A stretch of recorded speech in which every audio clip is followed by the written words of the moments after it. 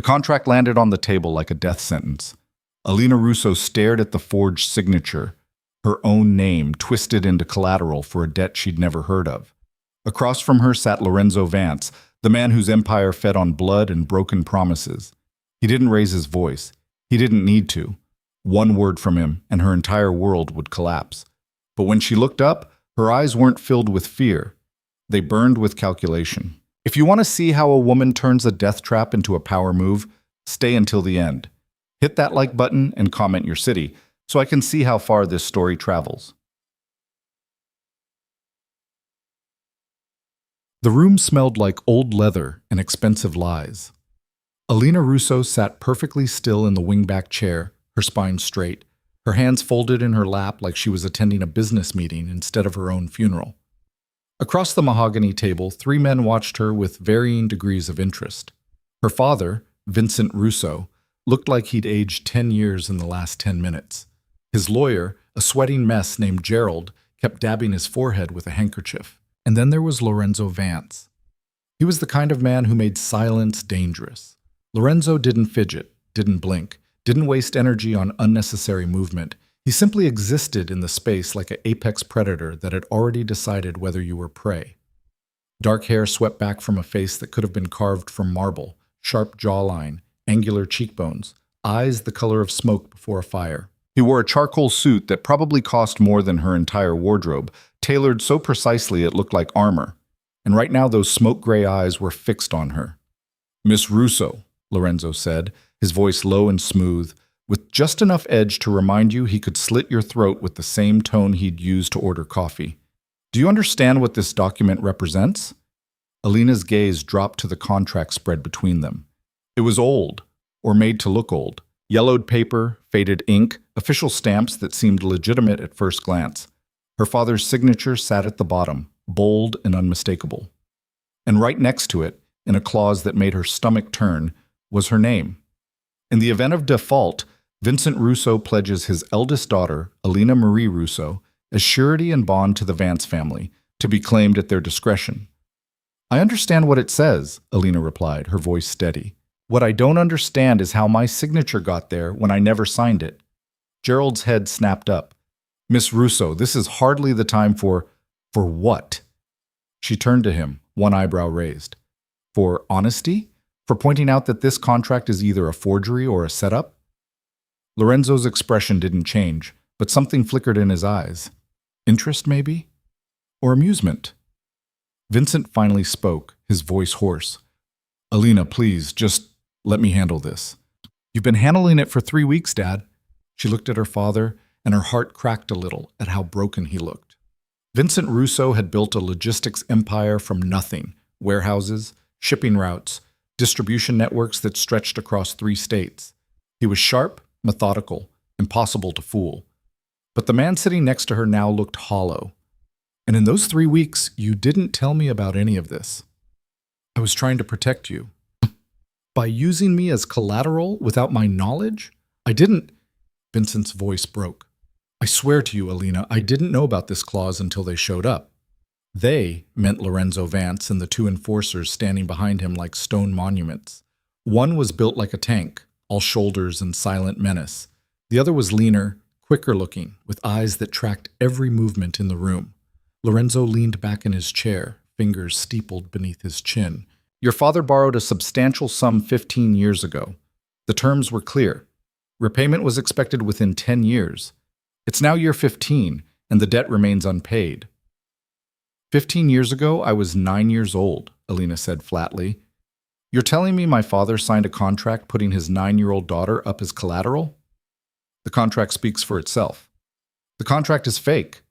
The room went silent. Even Gerald stopped sweating for a second. Lorenzo's head tilted slightly, like a wolf catching an unexpected scent. "Excuse me?" Alina stood, and every man in the room tensed. The enforcer on the left shifted his weight. Lorenzo's hand moved fractionally toward his jacket, but Alina simply walked to the table and picked up the contract, holding it up to the light. "This paper is treated to look old," she said, her analyst's brain clicking into gear, "but the aging is uneven. See here?" She pointed to the edge. "The discoloration is heavier on the corners, which means it was probably baked or chemically treated. Real aging happens from the inside out, especially on documents stored in files. This was artificially aged. Gerald made a choking sound. Vincent's eyes went wide. Lorenzo didn't move. Continue. The ink. Alina turned the page. It's modern iron gall ink made to look historical. But if you look closely at the signature, my signature, you can see the stroke weight is inconsistent. It was traced, not written. Whoever forged this studied my handwriting but didn't account for pressure variance. She set the contract down and met Lorenzo's gaze head on. This document is a forgery, which means someone wanted me in your house badly enough to fake a 15-year-old contract. The question is, who benefits from that? For a long moment, no one breathed. Then Lorenzo smiled. It wasn't a kind smile. It was the smile of a man who'd just found something unexpectedly interesting. You're right, he said simply. Gerald's pen clattered to the floor. What? Vincent stammered. Lorenzo stood, buttoning his jacket with precise movements. She's absolutely right. The contract is a forgery. A good one, but a forgery nonetheless. He looked at Alina with something that might have been respect. I suspected as much when it was presented to me 3 weeks ago, but I wanted to see how the Russo family would handle it. You suspected? Vincent's face went red. You've been putting us through hell for 3 weeks as some kind of test? Not a test, Mr. Russo. Due diligence. Lorenzo walked around the table, stopping a few feet from Alina. Up close, he was taller than she'd thought. Broader. The kind of presence that filled a room and didn't apologize for it. Someone forged this contract and brought it to me. Someone with access to your company records, your signature samples, and detailed knowledge of your daughter. The implication hung in the air like poison gas. An inside job, Alina said quietly. Precisely. Vincent's face drained of color. Who? That's what I intend to find out. Lorenzo's gaze never left Alina. But whoever orchestrated this went to extraordinary lengths to put your daughter in my custody. Which tells me 2 things. 1, they want access to whatever she knows. And 2, they want her where I can't easily protect my own operation. Protect from what? Alina asked. From sabotage. From infiltration. From the kind of systematic dismantling that's been plaguing my supply chains for the last 6 months. Lorenzo's voice was calm, but there was steel beneath it. Someone is taking my empire apart piece by piece, and they've gone to great trouble to place you at the center of it. Alina's mind raced. You think I'm the saboteur? No. Lorenzo's smile turned sharp. I think you're the weapon someone else wants to use. But here's the problem, Miss Russo. That forgery was convincing enough that half my organization believes it's real. Word has already spread that I came here to collect on a debt. If I leave empty-handed, I look weak. And in my world, weakness is fatal. The pieces clicked into place with horrible clarity. So you're going to enforce a contract you know is fake, Alina said slowly. I'm going to enforce the appearance of the contract, because the real game isn't about the debt. It's about finding out who's trying to destroy me from the inside, and you, Miss Russo, are now the perfect bait. Vincent shot to his feet. Absolutely not. I won't let you use my daughter as... You don't have a choice. Lorenzo's voice didn't rise, but it cut through Vincent's protest like a blade. The forgery exists. My people believe it. If I don't follow through, I show weakness to whoever set this up. They'll know I'm onto them, and they'll disappear. But if I take her, if I play along... He looked back at Alina. We might actually catch them. This is insane, Gerald whispered. This is strategy, Lorenzo corrected. And Miss Russo understands that, don't you? Alina did. She hated that she did, but she did. She looked at her father, really looked at him. Vincent Russo had been sick for months. The doctors called it stress-related, but Alina knew better. Something had been eating at him, wearing him down. If Lorenzo was right, if someone inside their organization was behind this... What exactly are you proposing? She asked. Marriage, Lorenzo said bluntly. Tonight. Immediate and binding. You come into my house as my wife, not my prisoner. You'll have access to everything you need to help me find who did this. And in exchange, I protect your father and clear his name when this is over. And if I refuse? Lorenzo's expression didn't change. Then the forgery stands as real in the eyes of my organization. Your father's business will be dismantled for parts to cover the debt. His logistics network will be absorbed into mine, and you'll spend the rest of your life wondering if you could have stopped whoever's been destroying him from the inside. It wasn't a threat. It was a fact. Alina turned to her father. Dad, tell me the truth, all of it. Vincent looked 10 years older than he had that morning. 6 months ago, I started noticing irregularities, shipments going missing, routes changing without authorization, money disappearing from accounts I didn't even know we had. He rubbed his face. I thought I was losing my mind. I thought the illness was making me paranoid, but then the debts started appearing. Old contracts I didn't remember signing, obligations I couldn't verify, and 3 weeks ago, Lorenzo's people showed up with that. He pointed at the forged document. I've been trying to prove it was fake, but every lawyer I hire, every investigator I bring in, they either find nothing or disappear. Someone's cleaning up behind themselves, Alina said. Someone very good at it, Lorenzo added, which is why I need someone they don't expect, someone they think they've already controlled. He extended his hand to Alina. Help me find them. Help me burn their operation to the ground, and I'll make sure your father survives this. Alina looked at the hand. Strong, scarred knuckles. A man who'd built an empire with blood and bone. What are the terms? She asked. Lorenzo's smile was knife-sharp. Smart girl. We negotiate. 20 minutes later, Alina stood in front of a floor-length mirror in an adjoining room while a woman she'd never met pinned a veil into her hair. The terms had been simple. Brutal, but simple. She would marry Lorenzo Vance that night. She would live in his estate, attend his functions, play the role of dutiful wife. But she would also have unrestricted access to his company's financial records, shipping manifests, and personnel files. She could investigate freely, question anyone, go anywhere. In exchange, Lorenzo would provide round-the-clock protection for her father and cover all his medical expenses. The marriage would last until they found the saboteur. After that, annulment, clean break. Everyone walks away. Except Alina didn't believe in clean breaks. You don't have to do this, Vincent said from the doorway. Alina met his eyes in the mirror. Yes, I do. He's a dangerous man, Alina. I've heard stories. I know exactly who he is, Dad. She turned to face him. Lorenzo Vance controls half the eastern seaboard's underground economy. His family has been in power for 3 generations. He's ruthless, calculating, and probably responsible for things that would give me nightmares. She crossed to him and took his hands. But right now, he's also the only person with the resources to help us. And whoever set this up wanted me close to him for a reason. So let's find out why. Vincent's eyes were wet. When did you get so brave? I learned from the best. She squeezed his hands. Now go. Lorenzo's people will take you somewhere safe. I'll call when I can. Alina, I love you, Dad. Trust me. He pulled her into a hug that lasted too long and not long enough. Then he was gone, escorted out by one of Lorenzo's men. The seamstress finished with the veil and stepped back. Beautiful, she murmured in accented English. Alina looked at herself. The dress was simple. Ivory silk, empire waist, cap sleeves. Nothing flashy. Nothing that screamed Mafia wedding. Just elegant enough to be believable. She looked like a bride. She felt like a soldier going to war. Tot. The ceremony took place in Lorenzo's private office, witnessed by a judge who asked no questions and 2 witnesses Alina had never met.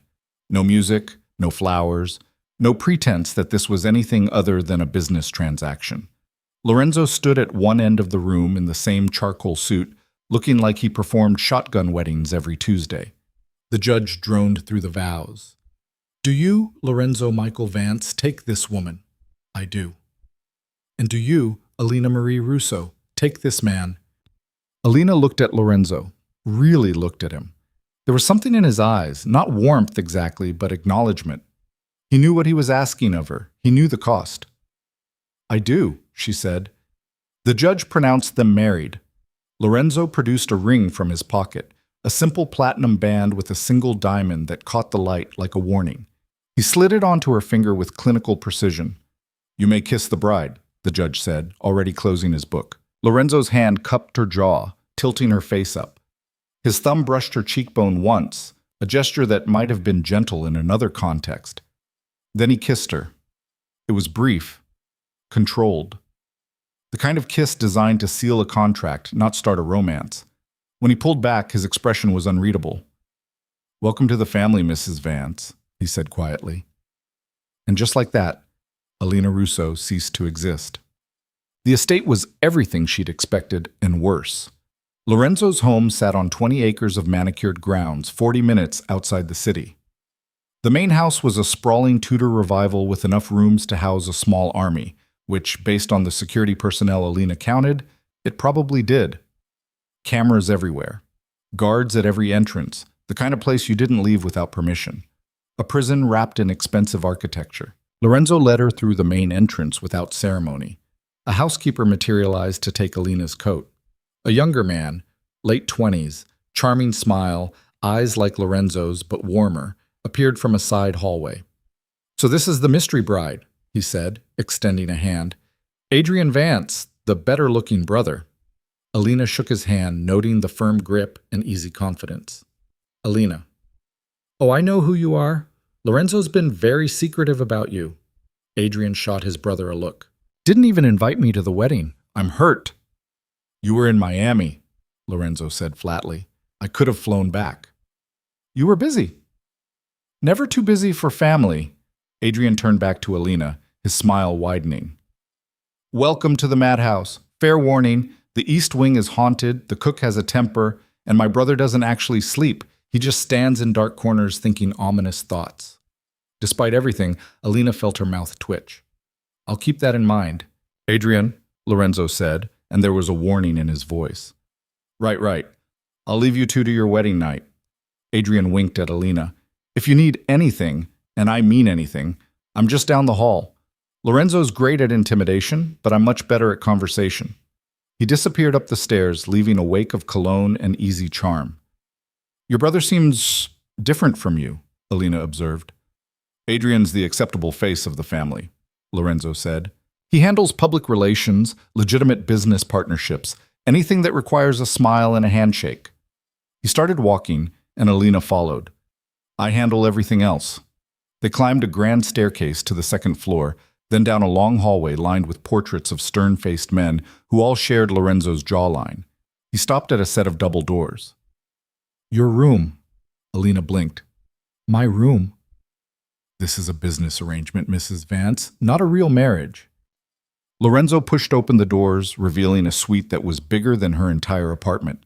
King bed, sitting area, private bathroom visible through an open doorway. "You'll have privacy. My room is at the end of the hall if you need anything." "How thoughtful," Alina said dryly.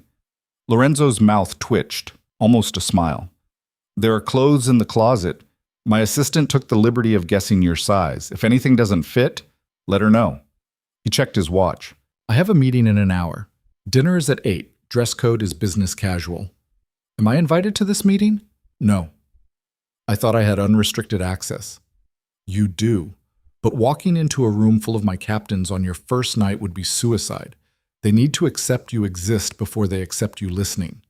Lorenzo's gaze was steady. "Patience, Mrs. Vance. We're playing a long game."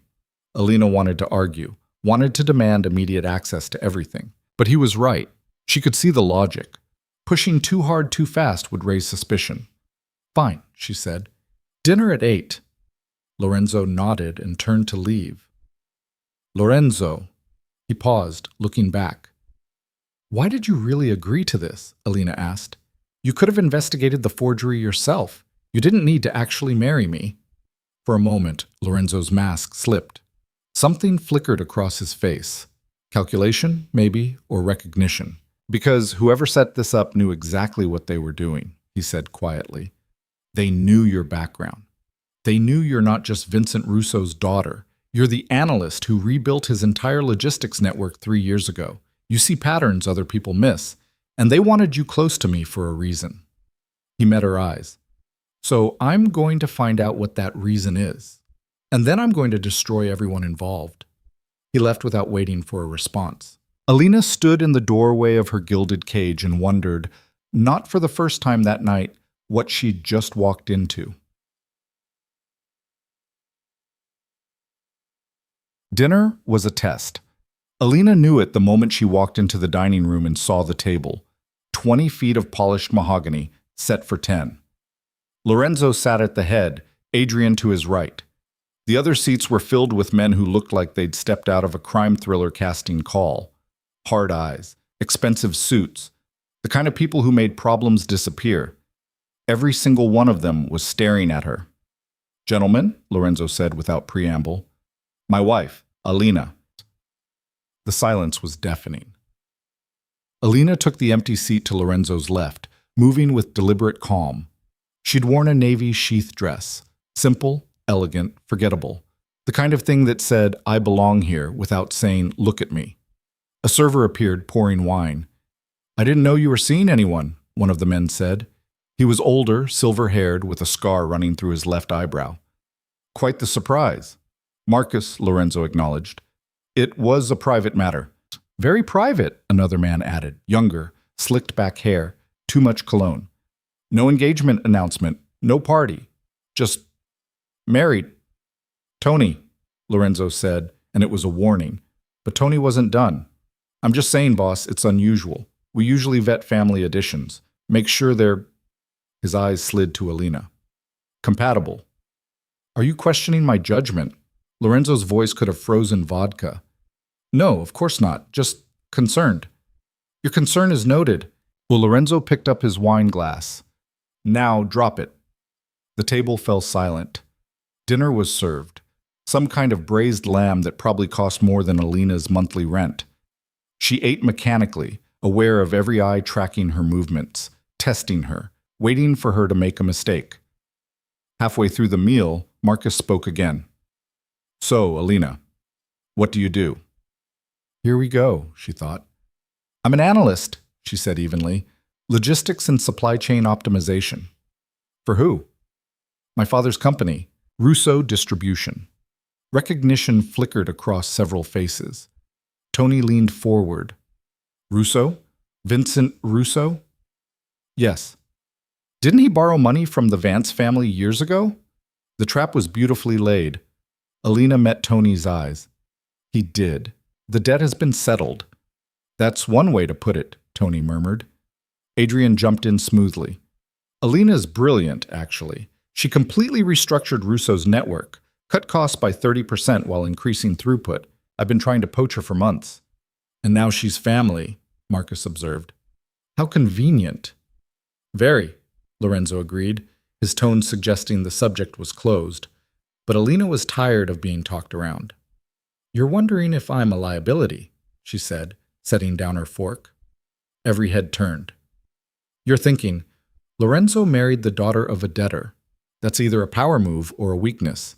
And you're trying to figure out which." Tony's smile was slow and mean. "Smart girl.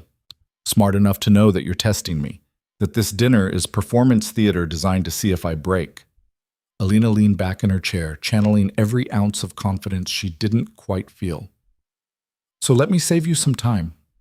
Yes, my father owed Lorenzo's family money. Yes, I'm now married to Lorenzo. And yes, that puts me in a complicated position. But I'm also very good at my job. I don't scare easily, and I have no intention of being a pawn in whatever power games you people play." The silence was absolute. Then Marcus started laughing. It was a rusty sound, like he didn't do it often. "I like her," he said to Lorenzo. "She's got spine." "She does," Lorenzo agreed, and there was something in his voice that might have been approval. Tony wasn't amused. "Spine's great. Loyalty's better." "Then I guess we'll see which I value more," Alina said sweetly. The dinner continued with slightly less hostility. Adrian kept the conversation moving, asking innocuous questions about Alina's work, her thoughts on the city, whether she'd had a chance to explore the estate yet. Marcus told a surprisingly funny story about a shipping mishap in Baltimore. Even Tony eventually relaxed enough to stop glaring. But Alina didn't miss the looks, the silent conversations happening across the table. These men were Lorenzo's inner circle, and she was the outsider who'd appeared overnight. They'd accepted Lorenzo's word for now, but trust? That would have to be earned. After dessert, some elaborate chocolate thing Alina barely tasted, Lorenzo stood. "Marcus, Tony, my office. 10 minutes. The two men nodded and filed out. Adrian caught Alina's eye. You survived, he said with a grin. Congratulations. Was it supposed to be that obvious? Alina asked. Oh, incredibly. Lorenzo doesn't do subtle very well. Adrian stood buttoning his jacket. For what it's worth, you handled yourself beautifully. Marcus is already planning to adopt you, and Tony's just mad because you're smarter than he is. And you? Adrian's smile turned thoughtful. Me? I'm just glad my brother finally found someone interesting. He hesitated. Word of advice? Don't let them intimidate you. Half of this is smoke and mirrors. The other half is just deeply damaged men playing with very expensive toys. He left before Alina could respond. Lorenzo reappeared in the doorway. Walk with me. It wasn't a request. They walked through the estate's grounds in silence. Security lights illuminated the paths, casting long shadows across manicured lawns. In the distance, Alina could see the dark shapes of guards patrolling the perimeter. You made an impression, Lorenzo said finally. Was I supposed to be meek? No, meek would have gotten you eaten alive. He glanced at her. But you took a risk, confronting them directly. They were going to test me anyway. Better to control the narrative. Lorenzo's mouth curved slightly. Where did you learn that? Business school. Alina wrapped her arms around herself against the cool night air. Also from watching my father negotiate with people who thought he was an easy target because he was honest. You learned pretty fast that showing weakness is permission to be destroyed. Your father didn't strike me as weak. He's not. He's just, Alina struggled for the word, principled. It makes him vulnerable to people who aren't. Like me, Lorenzo said. It wasn't a question. Alina stopped walking and turned to face him. I don't know what you are yet. Jury's still out. Lorenzo studied her for a long moment, and Alina had the unsettling feeling he could see straight through her careful composure to the terrified woman underneath, who had no idea what she was doing. The meeting I'm about to have, he said, concerns the sabotage I mentioned. Someone's been systematically disrupting my operations for months. Shipments intercepted, warehouses hit, key personnel disappearing. The pattern suggests insider knowledge. And you think the forged contract is connected? I know it is. The timing's too precise. The forgery appeared 3 weeks ago, right after my largest distribution hub was raided by federal agents acting on an anonymous tip. Someone wanted me distracted. Someone wanted me looking at your father instead of my own organization. Alina's mind raced. What did they find in the raid? Nothing. The shipment had been moved hours before they arrived, which means someone inside my operation is also protecting it, playing both sides. A double agent. Or someone building leverage. Lorenzo started walking again. That's why I need you. These men have worked for me for years. I've bled with them, buried friends with them. My usual instincts aren't working because I'm too close. But you? He looked at her. You see patterns, you solve puzzles, and no one will suspect the new wife of investigating her husband's business. Unless they're the ones who put me here for exactly that reason, Alina pointed out. True. Which is why we need to move carefully. They'd reached a fountain, some elaborate marble affair with dolphins and cherubs. Lorenzo sat on the edge. Tomorrow, I'm taking you to the main office. I'll introduce you as my wife, show you around, let people get used to seeing you. You'll have access to everything under the guise of learning the family business. And what am I really looking for? Anything that doesn't fit. Financial irregularities, personnel changes, communication patterns. You'll know it when you see it. Alina sat next to him, the stone cold through her dress. This is insane. You know that, right? We just met. You're trusting me with information that could destroy you. I'm trusting you with information that could save us both, Lorenzo corrected. Because whoever's behind this wanted you in my house, which means you're either part of their plan or the biggest threat to it. What if I'm part of the plan? Then I'll know soon enough, and you'll wish the forgery had been real. Lorenzo's voice was matter-of-fact, like he was discussing the weather. But I don't think you are. You're too curious, too focused on finding the truth. That's not the behavior of someone following orders. You can tell that after one day? I can tell a lot of things. Lorenzo stood, offering his hand. Come, you should rest. Tomorrow's going to be exhausting. Alina let him pull her to her feet, acutely aware of how warm his hand was, how solid. For a man with a reputation built on violence, his grip was surprisingly gentle. They walked back to the house in silence. At the base of the stairs, Lorenzo paused. One more thing. Adrian. What about him? He's charming, trustworthy mostly, but he's also ambitious. Don't mistake friendliness for alliance. You don't trust your own brother? I trust him as much as I trust anyone, which isn't saying much. Lorenzo's expression was unreadable. Just be careful who you confide in. Everyone in this house has an agenda. Including you? Especially me. He left her standing at the base of the stairs, watching his broad shoulders disappear down a hallway. Alina made her way to her room and locked the door behind her. The events of the day crashed over her all at once. 12 hours ago, she'd been a logistics analyst with a normal life. Now she was married to a crime boss, living in a mansion full of armed guards, tasked with uncovering a conspiracy that could get her killed. She should be terrified. She was terrified, but underneath the fear was something else, something sharp and hungry and alive. Purpose. For the first time in years, Alina felt like she mattered, like what she did could change something bigger than next quarter's shipping efficiency. She changed into the silk pajamas someone had left on her bed and slipped under covers that probably cost more than her car. The room was silent except for the distant sound of voices from somewhere below. Alina stared at the ceiling and started making lists in her head. People to watch, questions to ask, patterns to find. Somewhere in Lorenzo's empire, someone was playing a game. Someone who'd orchestrated an elaborate forgery to put her exactly where she was right now. And Alina was going to find them, even if it killed her. Alina woke to sunlight streaming through unfamiliar windows and the distinct feeling that someone was watching her.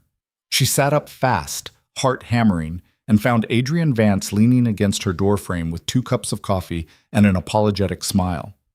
Door was open, he said, holding up 1 cup like a peace offering. Housekeeper's doing rounds. I figured you could use this more than another hour of sleep. Alina pulled the covers higher, acutely aware she was in silk pajamas, and her hair probably looked like a disaster. What time is it? 7:30.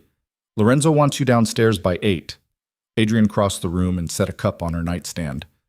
Fair warning, he's in a mood. Marcus called an hour ago with news about another warehouse hit. 3 trucks stolen, drivers missing. The fog of sleep cleared instantly. When? Last night, while we were having dinner. Adrian's easy smile faded. Someone's making a statement. Alina threw back the covers and headed for the closet, not caring that Adrian was still in the room. The walk-in was the size of her old bedroom, lined with clothes she hadn't chosen. She grabbed the first business-appropriate outfit she saw, black slacks, ivory blouse, fitted blazer. You're not freaking out, Adrian observed. Should I be? Most people would be. You just found out you married into a war. Alina emerged from the closet, clothes in hand. Adrian, I'm going to change now. Unless you want to have a very awkward conversation, I suggest you wait in the hall. He laughed and retreated, pulling the door mostly closed. I like you, he called through the gap. You've got backbone. Lorenzo needs someone who won't fall apart when things get messy. Things are already messy, Alina said, changing quickly. She'd learned to dress efficiently in college. Late nights in the lab followed by early morning presentations. They've been messy since before I got here. True, but now they're interesting messy. Alina opened the door fully, running a brush through her hair. Adrian was leaning against the opposite wall, still holding his coffee cup. Up close, in morning light, she could see the family resemblance more clearly. Same sharp cheekbones, same intense eyes. But where Lorenzo's gaze was steel, Adrian's was quicksilver, always moving, always calculating. Why are you really here? She asked. To escort you to breakfast. Lorenzo's orders. No, why are you really here? Adrian's smile turned genuine. Because you're the most interesting thing to happen to this family in years, and I want a front row seat. He pushed off the wall. Also because Lorenzo told me to make sure you don't get lost. The East Wing is a nightmare. They walked through hallways that twisted like a maze. Alina committed every turn to memory, left at the portrait of the stern woman in pearls, right at the marble bust, straight past the library. By the third corridor, she'd have bet money she could find her way back. "You're mapping it," Adrian said. "What?" "The house. You're creating a mental map. I can see you counting doorways." He grinned. "Told you." "Interesting." The breakfast room was smaller than the dining hall, but no less intimidating. Floor-to-ceiling windows overlooked the gardens. Lorenzo sat at the head of a table laden with enough food to feed 20 people, reading something on a tablet. He looked up when they entered. "You're late," he said to Adrian. "I'm fashionably punctual." Adrian pulled out a chair for Alina, then dropped into the seat across from her. "Besides, I brought your wife. That's worth at least 5 minutes of grace." Lorenzo's gaze shifted to Alina. "You slept well?" "Well enough." She poured coffee from a silver carafe, noting how her hand didn't shake. Small victories. Adrian mentioned another warehouse hit. "Marcus is handling it." Lorenzo set down the tablet. "The drivers are alive. They were found tied up 2 miles away. The trucks are gone, along with approximately $2 million in product." "Product," Alina repeated carefully. "Legitimate product," Lorenzo clarified. "Electronics, high-end computer components, en route to a distributor in Boston. Nothing illegal, which makes the theft even more pointed." "They're not after your criminal operations?" Alina said slowly. "They're targeting your legal businesses."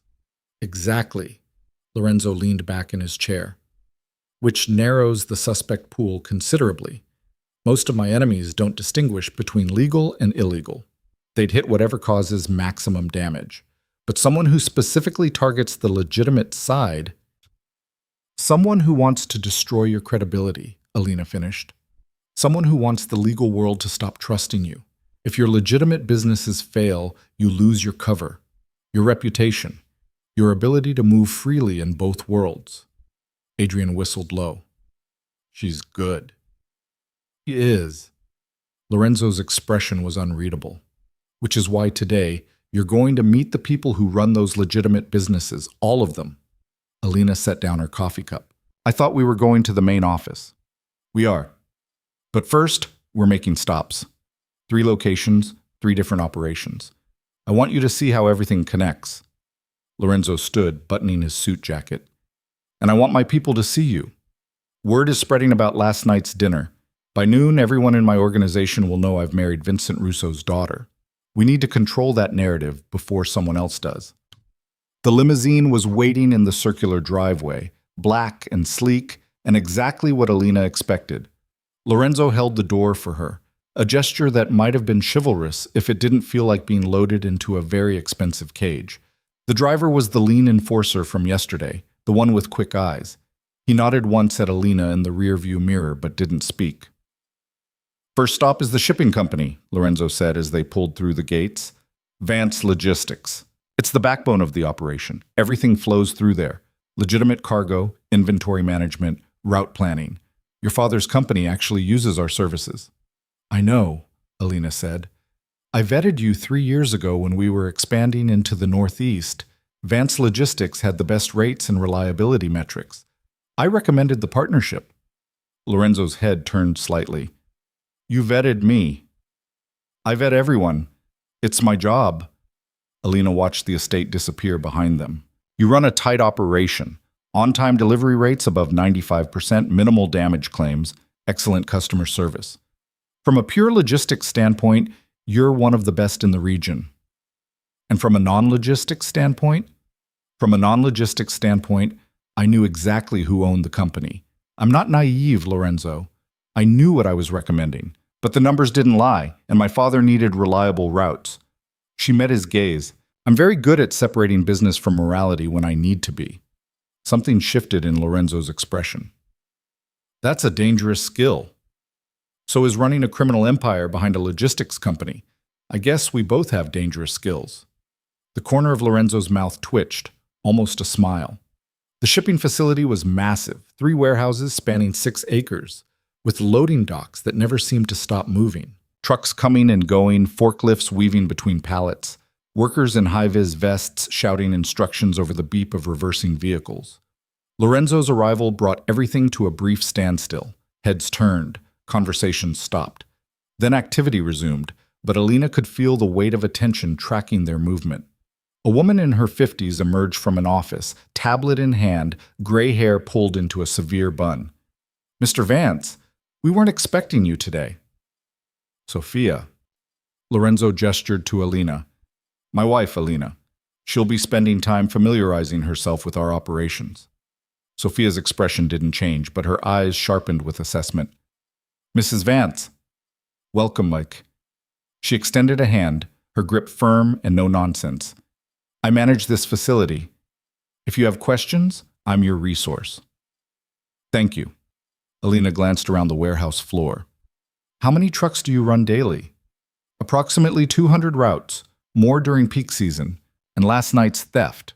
Was it a scheduled route?" Sophia's gaze flicked to Lorenzo, who nodded fractionally. "Yes," Sophia said. "Regular Boston run. Same driver for 3 years, same route, same timing. We've never had an issue." "Until last night," Alina murmured. "Were there any changes, new personnel, route modifications, different cargo?" "Nothing. It was standard protocol." "Which means someone knew the protocol," Alina said. "Someone familiar enough with your operations to know exactly which truck to hit and when." Sophia's jaw tightened. "We're looking into it." They spent an hour touring the facility. Alina asked questions that seemed innocent but weren't, about scheduling systems, personnel access, cargo tracking. Sophia answered each one with growing respect. By the time they left, Alina had a mental map of the entire operation and a list of potential security gaps. "You made an impression," Lorenzo said as they drove to the next location. "Sophia's smart. She knows I wasn't just making small talk. She also knows you understand logistics better than most of my managers. That's valuable." Lorenzo checked his phone, frowned at something on the screen. "Next stop is the investment firm, Vance Capital Management. Officially, it handles wealth management for high net worth clients. Unofficially, it's how we clean money and fund operations without raising flags." "You're telling me this because you'll figure it out anyway. Better to control the information." Lorenzo looked at her. "I'm trusting you with a lot, Alina. Don't make me regret it." "I could say the same thing." The investment firm occupied the top 3 floors of a glass tower downtown.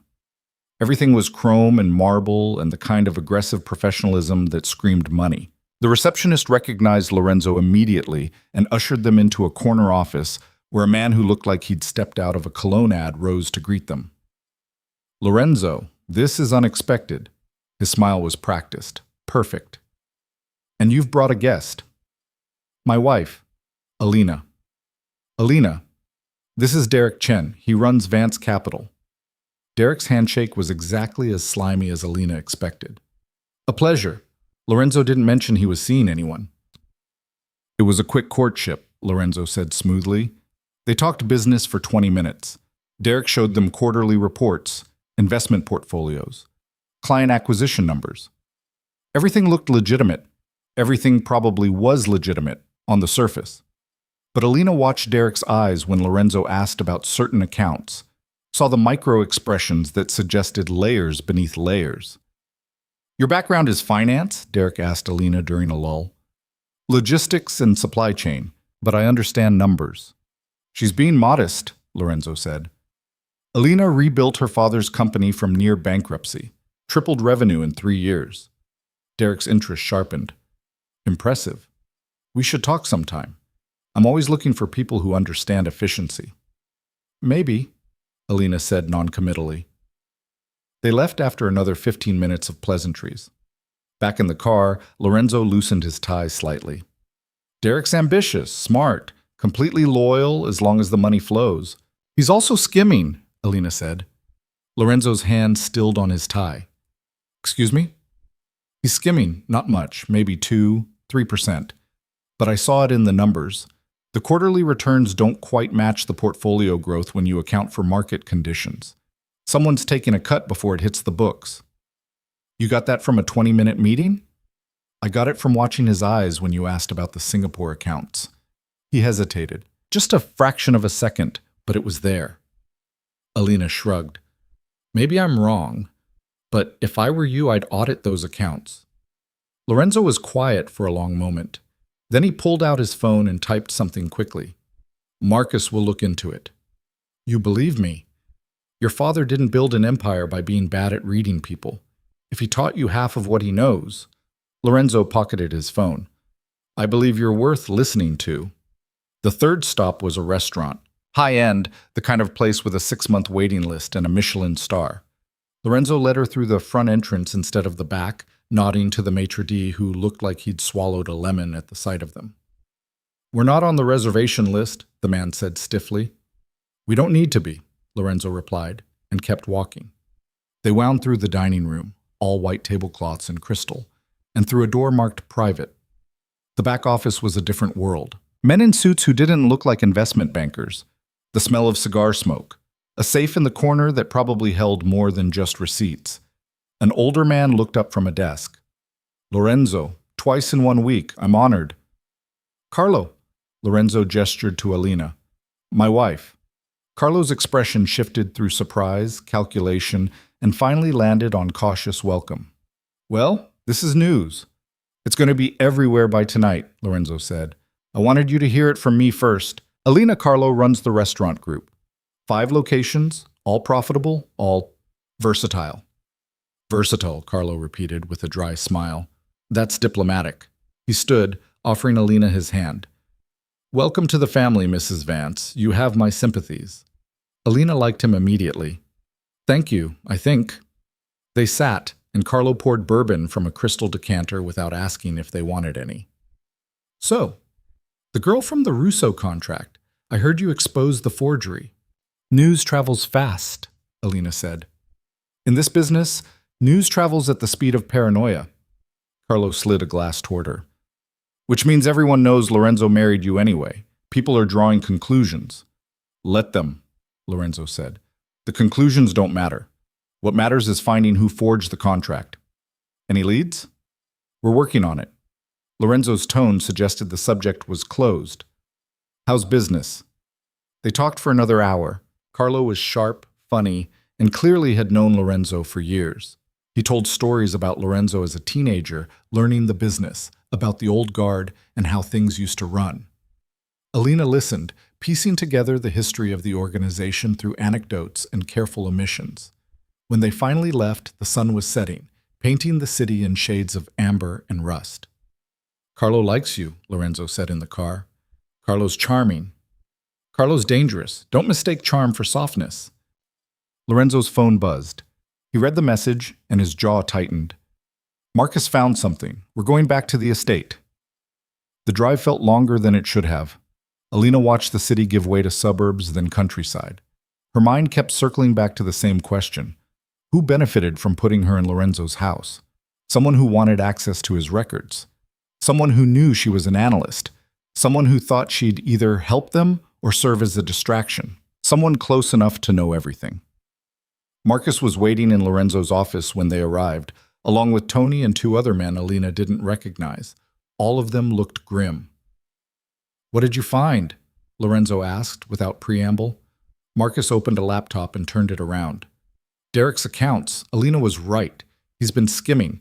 Small amounts over 2 years, routed through shell companies. But that's not the interesting part.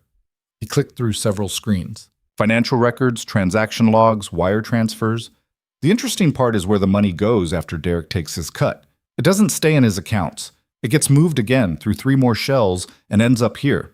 Marcus pointed to a final destination account. An offshore entity called Meridian Holdings. Who owns it? Lorenzo's voice was dangerously calm. That's the problem. I can't crack it. Whoever set it up knew what they were doing, layers on layers of protection. But I did find one thing. Marcus pulled up another screen. Meridian Holdings made a payment 3 weeks ago. $50,000 to a legal firm in the city. The same firm that drafted your contract with Vincent Russo. The room went silent. Alina's heart was pounding. Someone paid the firm that had access to my father's records. Someone with enough money to buy silence and expertise, Marcus confirmed, and enough technical knowledge to hide their tracks. This isn't amateur hour. This is professional-grade financial manipulation. Tony leaned forward. So Derek's dirty. We put pressure on him, find out who he's working for. No, Lorenzo said. If we spook Derek, whoever's running Meridian will disappear. We need to follow the money further. I can try to trace Meridian's other transactions, Marcus offered, but it's going to take time, and there's no guarantee I'll find anything. Alina was thinking, her mind moving through possibilities like a flowchart. The legal firm. Did they draft the forged contract, or did someone just use their letterhead? Marcus blinked. What? Think about it. If someone paid the firm $50,000, what did they pay for? Access to records, yes. But did the firm actually create the forgery, or did someone steal the materials and do it themselves? Alina stood, pacing. Because if the firm created it, they're complicit. But if someone just bought access and did the work separately, the firm might not even know they were part of a forgery. Lorenzo's eyes tracked her movement. You think the firm is innocent. I think they're a tool. Someone needed their records to make a convincing forgery. They paid for access, maybe bribed a paralegal or an assistant, got what they needed and disappeared. So the firm might have records of who accessed the Russo files, Marcus said slowly. Exactly. Security logs, access records, anything that shows who was in the system 3 weeks ago. Alina turned to Lorenzo. Can you get that information? I can get anything, Lorenzo said. The question is whether the firm will cooperate or whether we need to apply pressure. Tony grinned. I vote for pressure. I vote for diplomacy first, Adrian said from the doorway. No one had heard him enter. He strolled in, hands in pockets, looking completely relaxed. The firm in question is Hartley and Associates. Very old, very prestigious, very concerned with reputation. A quiet conversation with the senior partner about potential security breaches might yield better results than breaking kneecaps. When did you get so diplomatic? Tony muttered. I've always been diplomatic. You just don't pay attention. Adrian looked at Lorenzo. Want me to handle it? I've worked with Hartley before on some of our legitimate contracts. They trust me. Lorenzo considered. Take Alina with you. Adrian raised an eyebrow. Really? She's the one who spotted the pattern. She should see it through. Lorenzo's gaze shifted to Alina. Unless you're uncomfortable. Alina thought about it for exactly 2 seconds. When do we go? Tomorrow morning, Adrian said. I'll set up a meeting. Tell them it's about reviewing some contracts. Nothing alarming. His smile was easy, but his eyes were calculating. We'll charm them, ask some questions, and get those security logs. Simple. Nothing about this is simple, Alina said. That's what makes it fun. The meeting broke up shortly after. Marcus took his laptop to continue digging into Meridian Holdings. Tony and the other men dispersed to handle various pieces of the operation.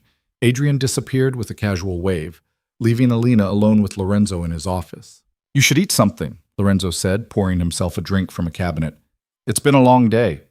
I'm not hungry. You need to eat anyway. He pressed a button on his desk, and within 2 minutes a housekeeper appeared with a tray of food. Sandwiches, fruit, something that looked like soup. They ate in silence. Alina's mind was still churning through possibilities, connections, patterns. Derek was skimming money. The money went to Meridian Holdings. Meridian paid the law firm. The law firm had access to her father's records. You're thinking too loud, Lorenzo said. Alina blinked. What? I can practically hear your brain working. Lorenzo set down his drink. Tell me. It's too coordinated, Alina said. Derek skimming money for 2 years. The forgery appearing 3 weeks ago. The warehouse hits. Someone's been planning this for a long time, and they've been patient. That's not opportunistic. That's strategic. Which means whoever's behind this knows you, really knows you. They know your operation, your people, your weaknesses. This isn't a rival trying to take you down. This is someone who's been inside long enough to map everything. Lorenzo was quiet for a moment. When he spoke, his voice was soft. That's what I've been afraid of. How many people have that level of access? In my inner circle, maybe 10. 15 if you count second-tier management. Lorenzo's hand tightened on his glass. All people I've trusted for years, some of them I've known since we were kids. One of them is betraying you. Yes. The weight of that admission hung between them. Alina set down her sandwich. Tomorrow, Adrian and I will get the security logs. We'll find out who accessed my father's records. That's a lead. A real one. And if it points to someone close to me, then you deal with it. Alina met his eyes. That's what you do, isn't it? Deal with problems? Lorenzo's smile was bitter. That's one way to put it. They finished eating in silence. When Alina finally stood to leave, Lorenzo stopped her. Alina. She turned. Thank you, he said. For today. For seeing what I couldn't. You hired me for this. I married you for this, Lorenzo corrected. There's a difference. Alina didn't know what to say to that, so she just nodded and left. Her room felt emptier than it had the night before. She changed into pajamas, brushed her teeth, went through all the mechanical motions of preparing for sleep. But when she finally climbed into bed, her mind wouldn't quiet. Somewhere in Lorenzo's organization, someone was destroying him piece by piece. Someone patient, someone smart, someone who'd set up an elaborate scheme to put her exactly where she was. Alina stared at the ceiling and wondered if she was hunting a traitor or walking straight into a trap. Either way, tomorrow she'd start getting answers. The law firm of Hartley and Associates occupied a building that looked like it had been transplanted from colonial Boston. Red brick, ivy-covered walls, brass plaques polished to a mirror shine. Adrian held the door for Alina, and they stepped into a lobby that smelled like old money and older secrets. Remember, Adrian said quietly as they approached the reception desk, we're here about routine contract review, nothing threatening. We're the friendly clients who just want to make sure everything's in order. I know how to play nice, Alina said. Do you?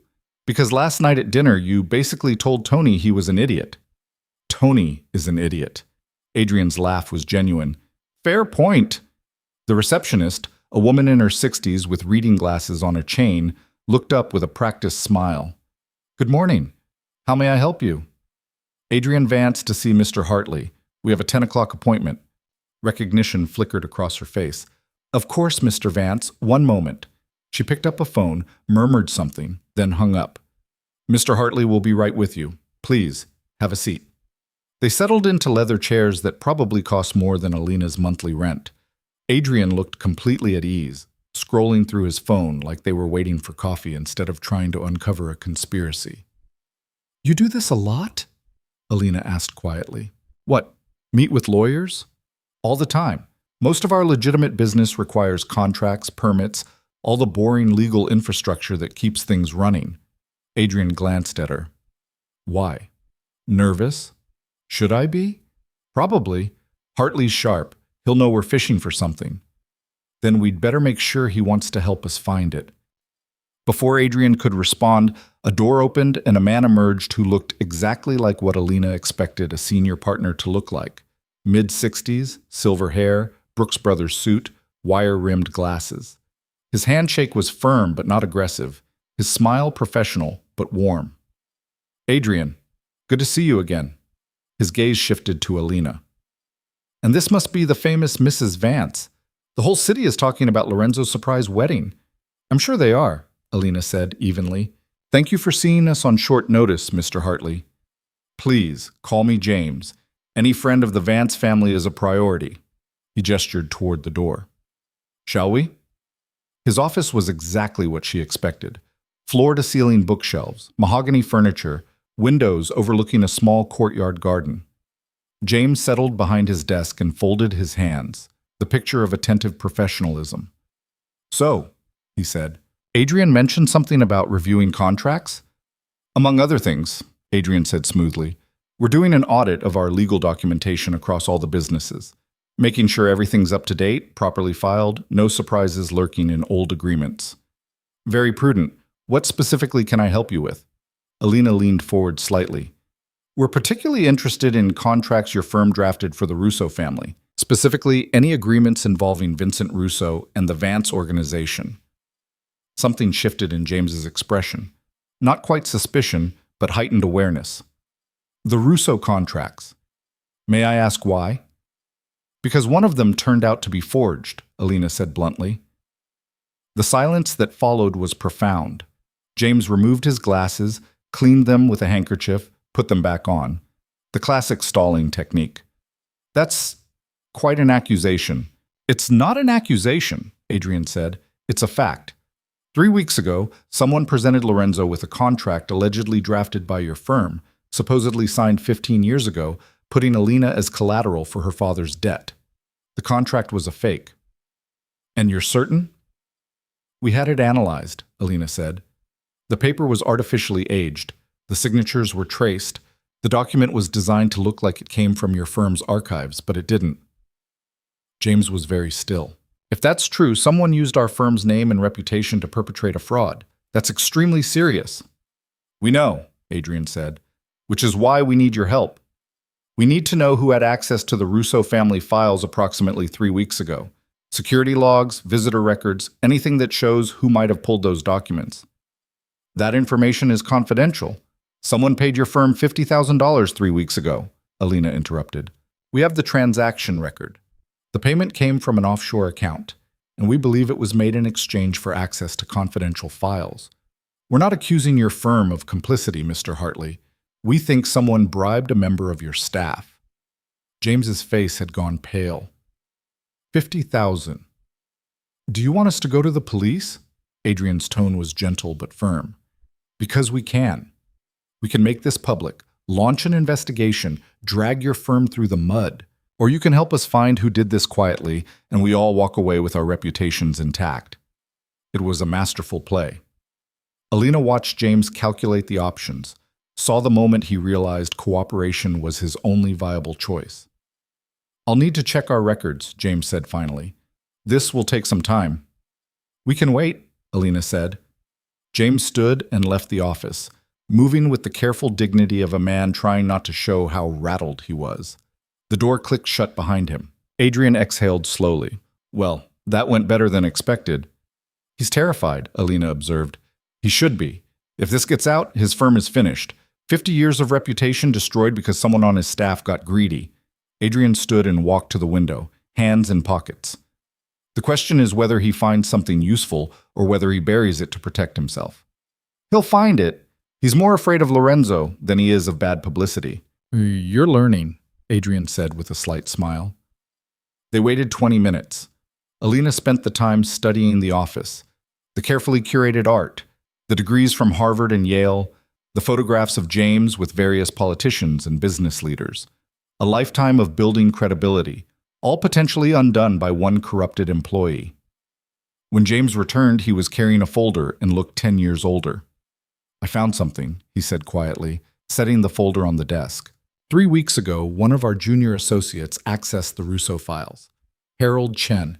He's been with us for 2 years, good performance reviews, no red flags.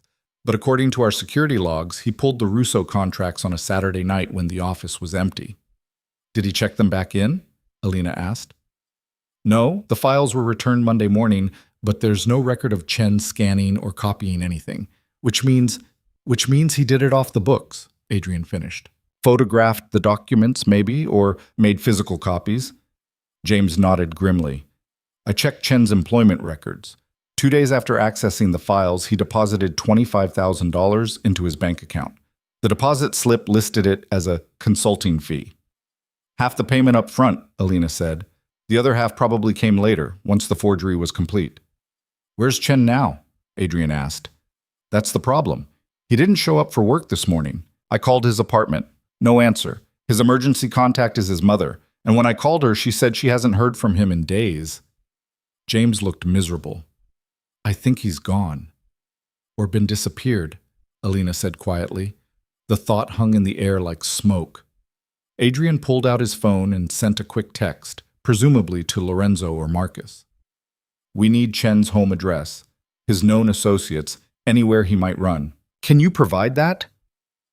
I'll have my assistant compile everything we have. James hesitated. What are you going to do when you find him? Have a conversation, Adrian said. A very thorough conversation. They left Hartley and Associates 20 minutes later with a file folder containing everything the firm had on Harold Chen.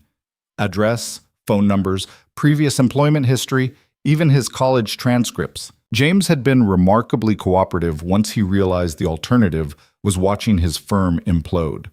In the car, Adrian called Lorenzo and put him on speaker. We have a name, Adrian said without preamble. Harold Chen, junior associate at Hartley. He accessed the Russo files 3 weeks ago, got paid $25,000 for it, and disappeared this morning. Marcus is already running him. Lorenzo's voice came through, calm and controlled. Last known location was his apartment in Brooklyn. I'm sending people there now. We're on our way, Adrian said. No, come back to the estate. I need you both here. Lorenzo, that's not a request. Lorenzo's tone left no room for argument. We need to talk. All of us. The line went dead. Adrian stared at the phone for a moment, then started the car. Well, that sounded ominous. The drive back felt longer than it should have. Alina watched the city pass by, her mind churning through implications. Harold Chen had been a tool, a means to an end. Someone had paid him to access the files, probably never intending for him to survive long enough to talk. If Chen had disappeared this morning, right when they were getting close. They're cleaning up, she said aloud. Adrian glanced at her. What? Whoever's behind this, they knew we'd trace the forgery back to the law firm eventually. So they're eliminating loose ends. Chen was never supposed to be found. Which means they have someone watching Hartley's office, someone who saw us go in. Adrian's hands tightened on the wheel. We might have just painted a target on ourselves. We already had targets on our backs. At least now we're moving forward instead of waiting. That's a very Lorenzo way of thinking. Maybe I'm learning from him. Adrian's expression turned thoughtful. He's different with you, more. Open. Lorenzo doesn't let people in. Ever. But with you, he's actually explaining things instead of just issuing orders. He needs me to find the traitor. Of course he's explaining things. It's more than that. Adrian was quiet for a moment. My brother spent his entire life building walls. Our father was difficult, violent. He taught Lorenzo that trust was weakness, that caring about people got you killed. And for years, Lorenzo believed it. He became exactly what our father wanted. Cold, ruthless, untouchable. He glanced at Alina. But I've seen the way he looks at you when you're not paying attention. Like you're a puzzle he's trying to solve. Like you might be the exception to every rule he's ever made. Alina didn't know what to say to that, so she said nothing. They arrived at the estate to find Lorenzo's office crowded. Marcus was there, along with Tony, Sophia from the shipping facility, and Carlo from the restaurant. All of Lorenzo's inner circle gathered around his desk like generals planning a war. Lorenzo looked up when they entered. Good, we're all here. What's going on? Adrian asked. Marcus found Chen. Lorenzo's voice was flat. Or rather, he found what's left of him. Alina's stomach dropped. Marcus pulled up a photo on his laptop and turned it around. Even prepared for something bad, the image made Alina's breath catch. Harold Chen was clearly dead, slumped in what looked like a warehouse, a single bullet wound visible in his forehead. Found him an hour ago in one of our old storage facilities in Red Hook, Marcus said. The ones we haven't used in 6 months. Since the sabotage started, Lorenzo added. Someone's been using our abandoned properties as dumping grounds. How long has he been dead? Adrian asked. Medical examiner's preliminary guess is 12 to 18 hours. Killed last night, probably around the same time we were having our meeting here. Marcus closed the laptop. Whoever did this knew we were getting close. They eliminated Chen before he could talk. Tony swore under his breath. They're inside. They have to be. They knew about our meeting, knew we'd trace the forgery, knew exactly when to clean up. Someone in this room, Sophia said quietly. The temperature in the office dropped about 20 degrees. Lorenzo stood slowly, his gaze sweeping across each person. That's the working theory. Someone with access to our communications, our schedules, our operations. Someone who's been feeding information to an outside party while systematically destroying us from within. You think it's one of us, Carlo said. It wasn't a question. I think it's someone close enough to know everything and patient enough to plan this for years. Lorenzo's voice was dangerously calm. The skimming started 2 years ago. The sabotage started 6 months ago. The forgery was executed 3 weeks ago. This isn't opportunistic. This is strategic. Long-term planning by someone who understands exactly how we operate. So what? Tony stood up, face flushed. We're all suspects now? You're going to interrogate your own people? If that's what it takes, that's insane. What's insane is pretending this isn't happening. Lorenzo's hand came down on the desk hard enough to make everyone jump. Someone in my organization is destroying it. Someone I trusted. Someone who's probably in this room right now, listening to every word, already planning their next move. The silence was absolute. Alina watched the faces around her. Marcus, stone-faced and calculating.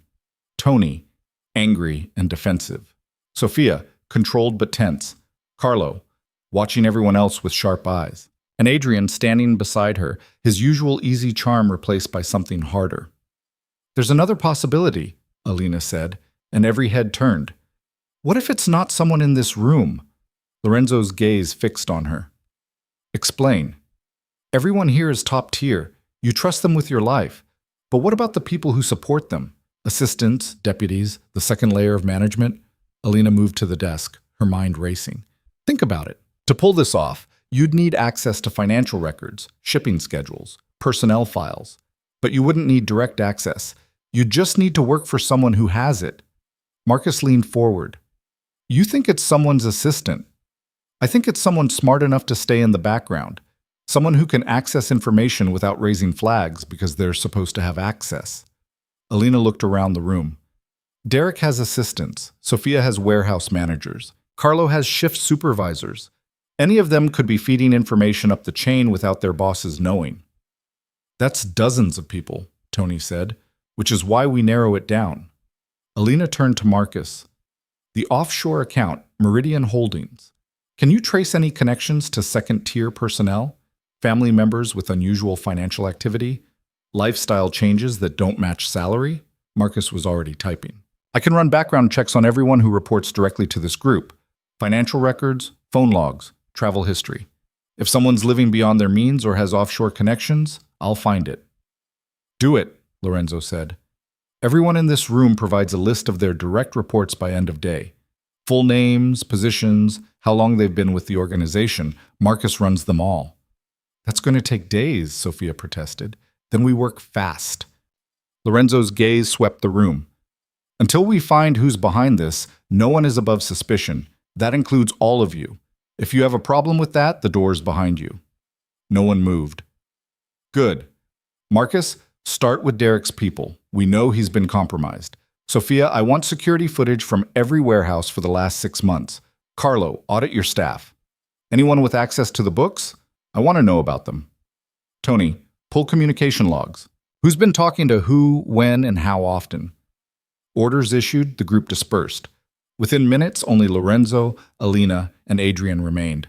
Lorenzo poured himself a drink with deliberate care. "That was smart, redirecting suspicion to the second tier." "It's also true," Alina said. "You surround yourself with people you trust, but you can't vet everyone who works for them. Still, you gave them an out, a way to believe they're not under suspicion." Lorenzo took a sip. "Political. Survival," Alina corrected. "If you turn your inner circle against each other, the organization falls apart, whether you find the traitor or not." Adrian was watching them both with an odd expression. "You two are starting to think alike. That's either really good or really terrifying." "It's necessary," Lorenzo said. "Alina, I want you working with Marcus on the financial analysis. You see patterns he doesn't. Between the two of you, we might actually find something." "What about me?" Adrian asked. "You're going to Chen's apartment. He might be dead, but his computer isn't. Find it. Find anything that shows who paid him and why." "The police will be all over it." Lorenzo's smile was cold. "Then make sure you get there first." Adrian nodded and left, leaving Alina alone with Lorenzo. She should have felt uncomfortable. The silence, the weight of everything happening, the dead man whose photo was still burned into her mind. But instead, she felt energized, focused. For the first time in days, they had a direction. "You handled that well," Lorenzo said. "The meeting. Most people would have stayed quiet." "Most people aren't trying to solve a conspiracy." "No, they're not."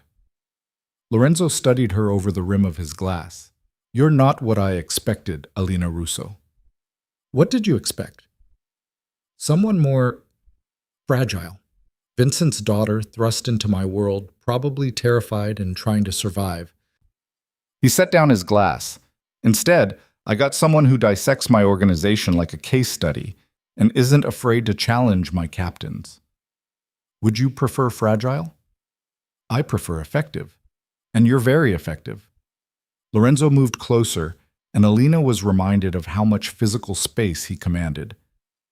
But effectiveness comes with a cost. The deeper you go into this, the more danger you're in. Whoever killed Chen won't hesitate to kill you if they think you're a threat. I'm already a threat. I was a threat the moment I exposed the forgery. Alina met his gaze steadily. Besides, you promised to protect me. That was part of our deal. I did. And I will. Lorenzo's hand came up, fingers brushing her jaw in a gesture that was almost gentle. But I need you to be smart. Don't take unnecessary risks. Don't trust anyone completely. Not Marcus, not Adrian, not even me. The touch sent an unexpected current through her. Alina stepped back, creating distance. You're telling me not to trust you? I'm telling you that everyone in this world has an agenda. Mine happens to align with yours right now, but that could change. Lorenzo's expression was unreadable. Stay sharp, Mrs. Vance. This game we're playing only gets more dangerous from here. He left her standing in his office, heart pounding for reasons she didn't want to examine. The rest of the day was a blur of financial records and personnel files. Marcus set up a workspace in a conference room, spreading laptops and printouts across a table that could have seated 20. Alina dove into the numbers, looking for patterns, anomalies, anything that didn't fit. Derek's assistant was a woman named Rachel Kim, 28, MBA from NYU, hired 18 months ago. Her salary was $75,000, but her credit card statement showed spending that suggested twice that income. Designer clothes, expensive restaurants. A trip to Monaco 3 months ago. Rachel Kim, Alina said, sliding the file to Marcus. Look at this. Marcus scanned the documents, his expression darkening. Yeah, that's not right. No one lives like this on her salary.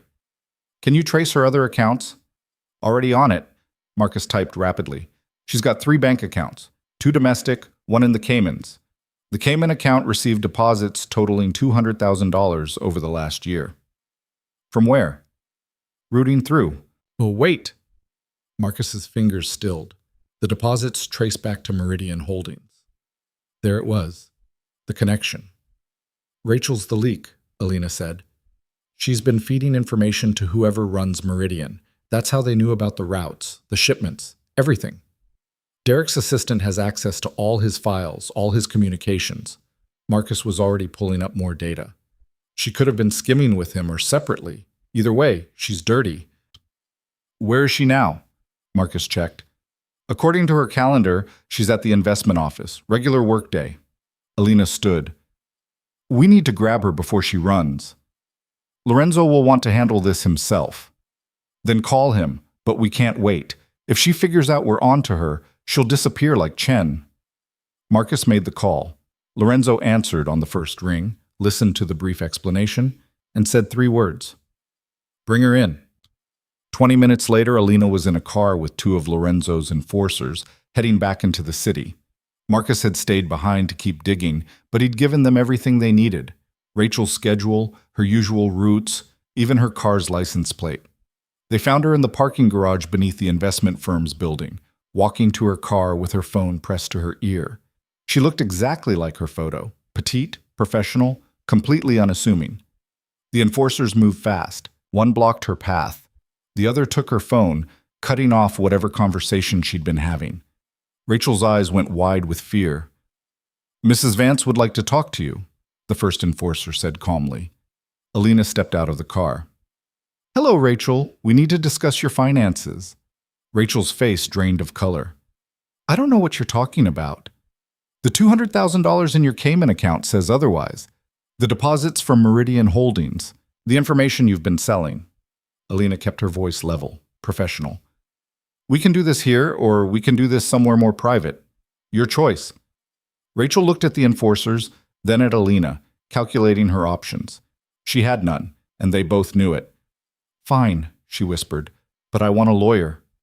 You'll get one, after you talk to my husband.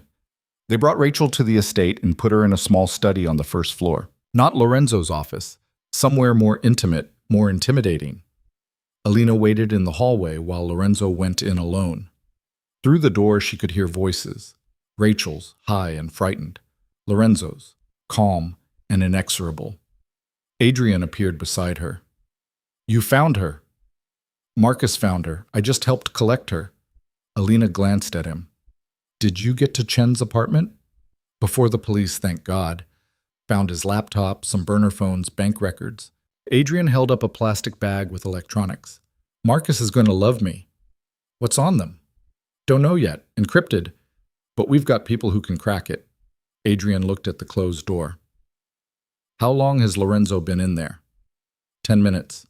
She'll break in 5 more. Lorenzo has a way of making people feel like confession is their only option. Adrian was right. 15 minutes after they'd brought her in, the door opened and Lorenzo emerged, his expression dark.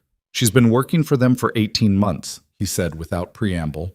Someone approached her at a conference, offered her money to pass along information. Shipping schedules, financial records, internal communications. She didn't know who she was really working for. Everything went through encrypted channels and dead drops. Did she know about the forgery? Alina asked. No, she didn't even know about Chen. She just passed information and collected payments. Lorenzo's jaw was tight. But she gave me something useful. The next dead drop is scheduled for tomorrow night. A park in Queens, 11 p.m. She's supposed to deliver Derek's latest quarterly reports. A chance to catch whoever's running her, Adrian said. Exactly. We let Rachel make the drop. We watch. We follow whoever picks it up. Lorenzo looked at Alina. And we finally get a face to go with this conspiracy. Alina felt a chill run through her. Tomorrow night, they might finally know who'd been destroying Lorenzo's empire from the inside. Tomorrow night, everything could change. The hours before the drop crawled by like broken glass. Alina spent most of the day with Marcus, combing through the data from Chen's laptop. The encryption had been good, but not perfect, and Marcus's team had cracked it by noon. What they found was a roadmap of destruction. Emails detailing shipping routes, financial transfers showing the skimming operation, even photographs of warehouse layouts taken from inside Lorenzo's own facilities. But nowhere in the files was a name. Whoever had hired Chen had been careful, using only encrypted messaging services and anonymous payment channels. The digital trail went cold at Meridian Holdings, the same offshore entity they'd been chasing since the beginning. They're a ghost, Marcus said, frustration evident in his voice. Professional-grade operational security. This isn't some amateur playing gangster. This is someone who knows exactly how to stay invisible. Alina stared at the screen, her eyes burning from hours of reading. Rachel said the person who recruited her approached her at a conference. Which conference? Marcus pulled up Rachel's calendar from 18 months ago. Financial Technology Summit in Manhattan. 3-day event. Approximately 5,000 attendees. 5,000 people, Alina murmured. But how many of those would have known she worked for Derek? How many would have had reason to target her specifically? You think the recruiter knew the organization? I think they knew exactly who to approach and when. Rachel wasn't random. She was selected. Alina stood, pacing. Pull the attendee list for that conference. Cross-reference it with anyone connected to Lorenzo's business. Employees, competitors, business partners. Someone on that list knew Rachel would be vulnerable. Marcus's fingers flew across the keyboard. That's going to take time. The conference organizers might not even have the records anymore. Then we get creative. Social media posts, tagged photos, credit card receipts from hotels near the venue. Someone left a trail. They always do. You sound like Lorenzo. Alina stopped pacing. Is that a compliment? Honestly, I'm not sure yet. Marcus glanced at her. But you're good at this. Better than most people he's worked with. You see connections other people miss. Pattern recognition. It's what I do.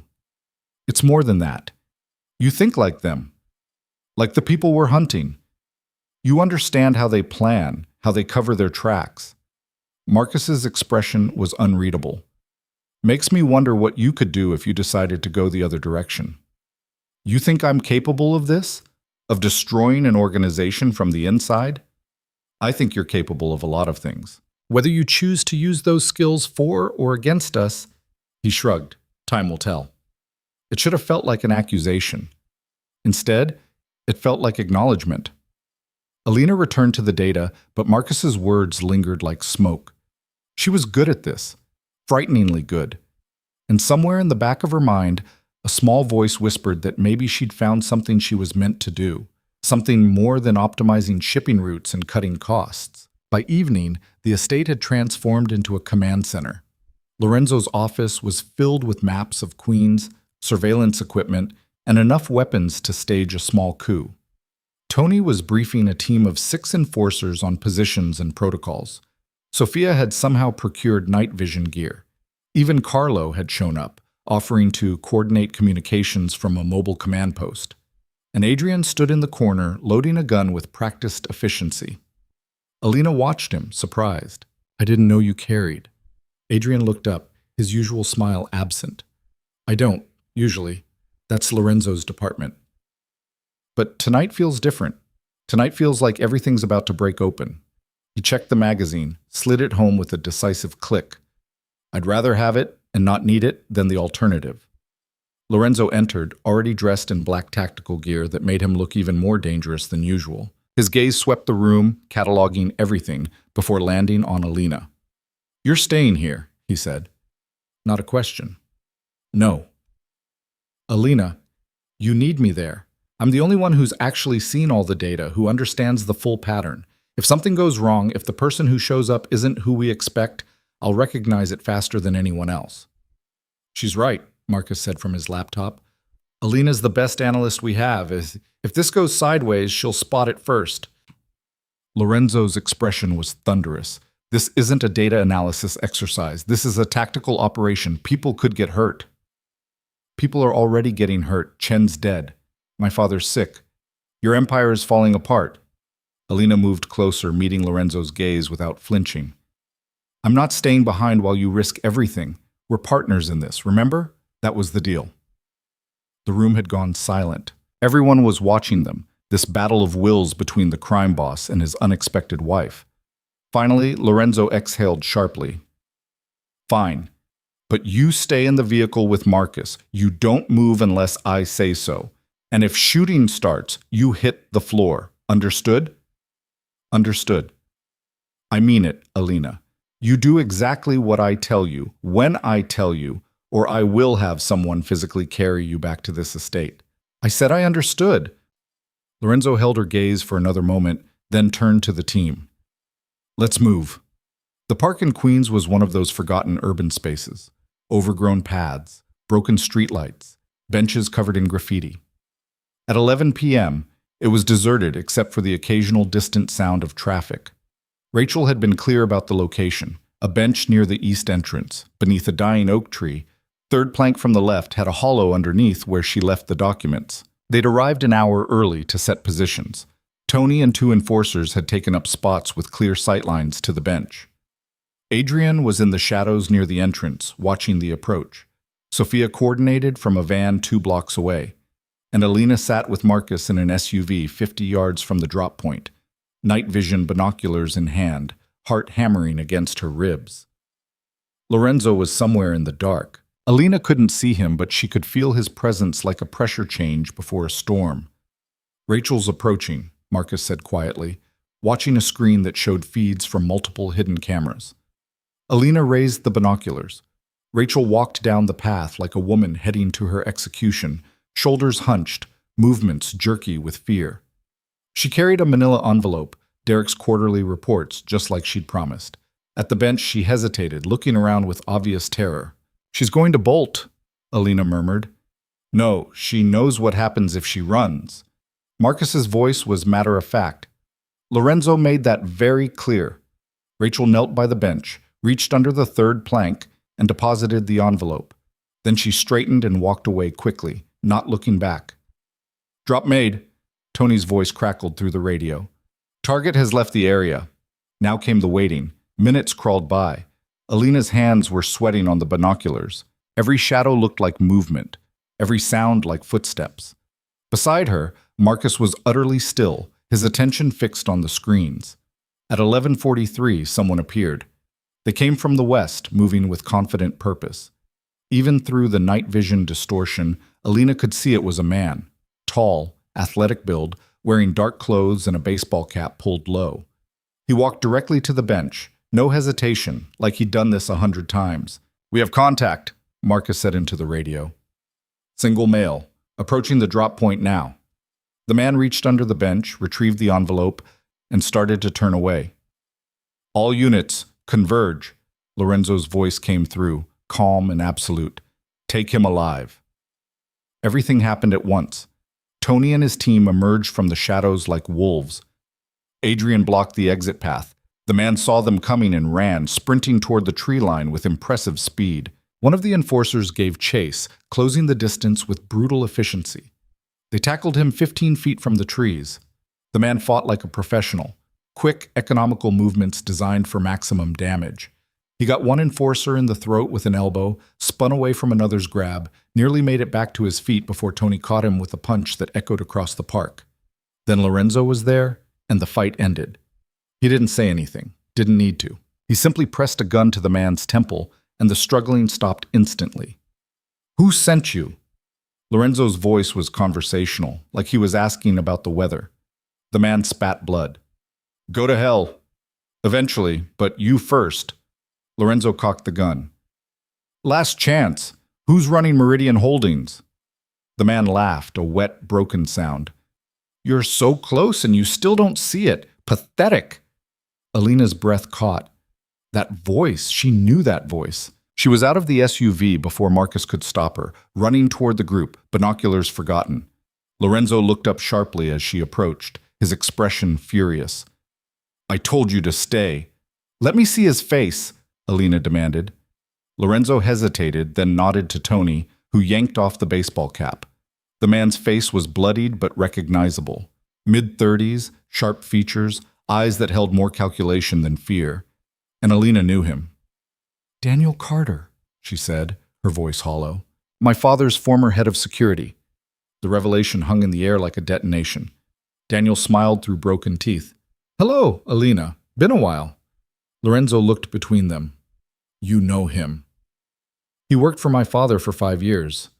Handled all our security protocols, personnel vetting, facility access. Alina's mind was racing. He left 8 months ago. Dad said it was amicable, that Daniel wanted to pursue other opportunities. Other opportunities like destroying the Russo family from the inside, Daniel said. Your father was so trusting, so easy to manipulate. All those years I had access to everything, client lists, financial records, security codes. I knew every weakness in his operation. Why? Alina's voice shook. My father trusted you. He treated you like family. Your father was weak, a criminal playing at being legitimate, making just enough dirty money to fund his moral crusade. It was insulting. Daniel's smile widened. But his connections were valuable. His logistics network, his shipping routes, his relationships with families like the Vances. All I had to do was wait for the right moment to leverage them. Lorenzo pressed the gun harder against Daniel's skull. Who are you working for? That's the best part. Daniel's eyes gleamed with something like triumph. I'm not working for anyone. I'm working with someone. Someone who's been part of your organization longer than you've been alive. Someone you trust completely. The temperature seemed to drop 20 degrees. Lying won't save you, Lorenzo said quietly. I'm not lying. Why do you think this has been so easy? Why do you think every move you make, we're 3 steps ahead? Daniel looked at Alina. The forgery was brilliant, wasn't it? Put you right where we wanted you, inside Lorenzo's house, analyzing his operation, feeding us information without even knowing it. I haven't fed anyone anything, Alina said. Haven't you? Every question you've asked, every file you've accessed, every conversation you've had, it's all been observed, recorded, analyzed. Daniel's gaze shifted to someone behind Lorenzo. Isn't that right? Alina turned, following his look. Adrian stood at the edge of the group, his gun still holstered, his expression unreadable. Adrian? Lorenzo's voice was very carefully controlled. I'm sorry, brother. Adrian's hand moved to his weapon, but he didn't draw it. I really am. The world seemed to stop. Lorenzo's gun didn't waver from Daniel's head, but his attention was wholly on his brother. Tell me you're not part of this. I didn't want it to be like this. I tried to keep you out of it, tried to make it clean. Adrian's usual charm was gone, replaced by something harder. But you wouldn't let it go. You kept digging, kept investigating, and then you brought her in. He looked at Alina with something that might have been regret. That complicated things. How long? Lorenzo's voice was barely above a whisper. 2 years since Derek started skimming. That was me, Lorenzo. My operation. I recruited him, set up Meridian Holdings, built the whole infrastructure. Adrian finally drew his gun, but he kept it pointed at the ground. I've been preparing to take over for 2 years, building alliances, securing resources, positioning myself as the acceptable alternative when you inevitably fell. Tony stepped forward. You traitorous piece of... Stay back, Tony. Adrian's gun came up slightly, not quite aiming, but making the threat clear. I don't want to hurt anyone. That was never the plan. The plan was a quiet transition. Lorenzo steps down, I step up, and the organization continues stronger than before. By destroying everything I've built, Lorenzo's voice was ice. By modernizing what you've built. You're stuck in the old ways, Lorenzo. Violence and intimidation and ruling through fear. It's not sustainable. I've been building something better. Legitimate businesses, political connections, a future where we don't have to hide in the shadows. Adrian's expression was almost pleading. I wanted you to see that, to step aside willingly and let me show you what we could become. So you forged a contract to drag an innocent woman into this? Alina was never innocent. She's Vincent Russo's daughter, trained to see patterns and solve problems. I knew if I put her in your house, she'd either help me dismantle your operation from the inside or force you to reveal your weaknesses trying to protect her. Adrian looked at Alina. I underestimated you, though. I thought you'd be a pawn. Instead, you became a player. Alina felt like the ground had opened beneath her.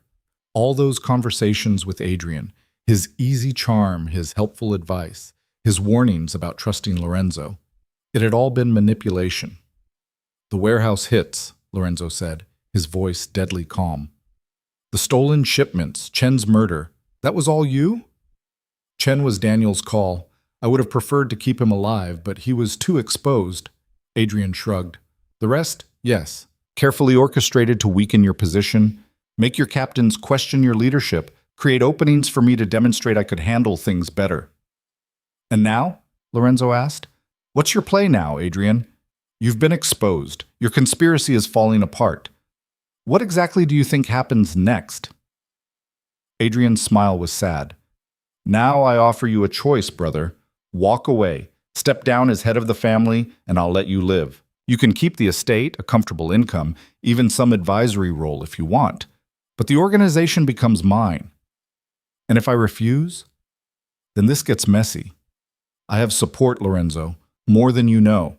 Half your captains are ready to flip the moment I give the word. Your loyal lieutenants, Marcus, Tony, Sophia, they're all brave and competent, but they're outnumbered. If you force a war, you'll lose. You're bluffing. Am I? Adrian's expression hardened. You want proof? Where's Marcus right now? Lorenzo's face went very still. Alina's blood turned to ice. Marcus had been in the SU-5 with her. He'd stayed behind when she ran to see Daniel's face. And now, she turned and looked back toward the vehicle. The SUV's doors were open. Marcus was gone. I had people pick him up the moment you left the vehicle, Adrian said. He's alive, unharmed, and will stay that way as long as you're reasonable. But that's just one example. I have contingencies in place. People loyal to me in every level of your organization. You fight me, and you fight half your own family. Lorenzo stood slowly, the gun still trained on Daniel.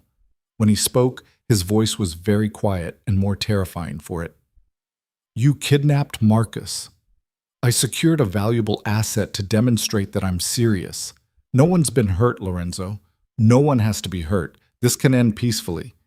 Adrian took a step forward. Please, I don't want to destroy you. You're my brother. I'm offering you a way out that lets us both walk away alive. After you've betrayed everything we built.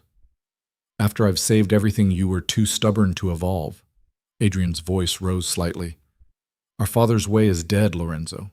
Violence and fear don't work anymore. The world's changed. I'm trying to change us with it, but you won't let go of the old ways. You'd rather go down fighting than admit someone else might have a better vision. For a long moment, no one moved. The park was silent except for distant traffic and Daniel's labored breathing. Then Lorenzo lowered his gun. You're right, he said quietly. You're absolutely right, Adrian. Adrian's expression flickered with hope. So you'll step down? No. Lorenzo's smile was terrible. I'm agreeing that you're correct about one thing. The world has changed. But you're wrong about everything else. He moved faster than Alina had ever seen him move, the gun swinging up not toward Adrian, but toward the shadows behind him. The shot cracked across the park, and someone screamed. A figure stumbled out of the darkness, one of Adrian's people, trying to flank them. Lorenzo's bullet had caught them in the shoulder. Did you really think I wouldn't have counters in place? Lorenzo's voice was conversational again. That I wouldn't have my own people watching yours? Marcus isn't alone, Adrian. I have a team at his location right now, and they're very good at what they do. As if on cue, Lorenzo's phone buzzed. He glanced at it, then smiled without humor. Marcus is secure. Your people have been neutralized. So much for your leverage. Adrian's face went pale. Lorenzo, and as for your supporters in my organization? Lorenzo looked at Tony, who was already on his phone. Tony's been quietly recording this entire conversation. It's already been transmitted to every captain, every lieutenant, every person you thought you'd turned against me. They're hearing you confess to 2 years of betrayal. How many do you think will still support you now? The pieces fell into place with brutal clarity. This had been Lorenzo's play all along, not just to catch the traitor, but to expose them so completely that no one could claim ignorance or split loyalty. Adrian seemed to realize it at the same moment. His gun came up, but he was too slow. Tony moved first, his weapon trained on Adrian with steady hands. Don't, Tony said simply. Adrian looked at his brother, and something broke in his expression. I was trying to save you. By destroying me. Lorenzo's voice was soft, almost gentle. That's not salvation, Adrian. That's murder wrapped in good intentions. You would have done the same thing if our positions were reversed. No, I would have talked to you. I would have been honest about my concerns. I would have trusted that we could find a solution together. Lorenzo's expression was infinitely sad. But you never trusted me, did you? You spent 2 years lying, manipulating, destroying everything we built because you couldn't have a single honest conversation with your own brother. You never would have listened. You never gave me the chance. The words came out like a whip crack. Lorenzo visibly controlled himself, his voice dropping back to that deadly calm. You assumed. You decided what I would or wouldn't do, and you built an entire conspiracy around those assumptions. And now people are dead. My organization is in chaos. And you're standing here with a gun, still thinking you had the right to make those choices for everyone. Adrian's hand trembled.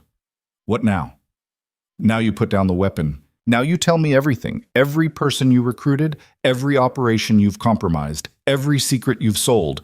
And then... Lorenzo's jaw tightened. Then I decide whether you live or die. For a terrible moment, Alina thought Adrian might shoot. His finger twitched on the trigger, his eyes wild with trapped animal desperation. Then his shoulders slumped, and he let the gun fall to the ground. I'll tell you everything, he said quietly. Every name, every operation, all of it. Good. Lorenzo gestured, and 2 enforcers moved forward to secure Adrian. Take him to the estate. Lock him in the east wing. No one sees him. No one talks to him until I get there. As they led Adrian away, he called back, I really was trying to save you, Lorenzo.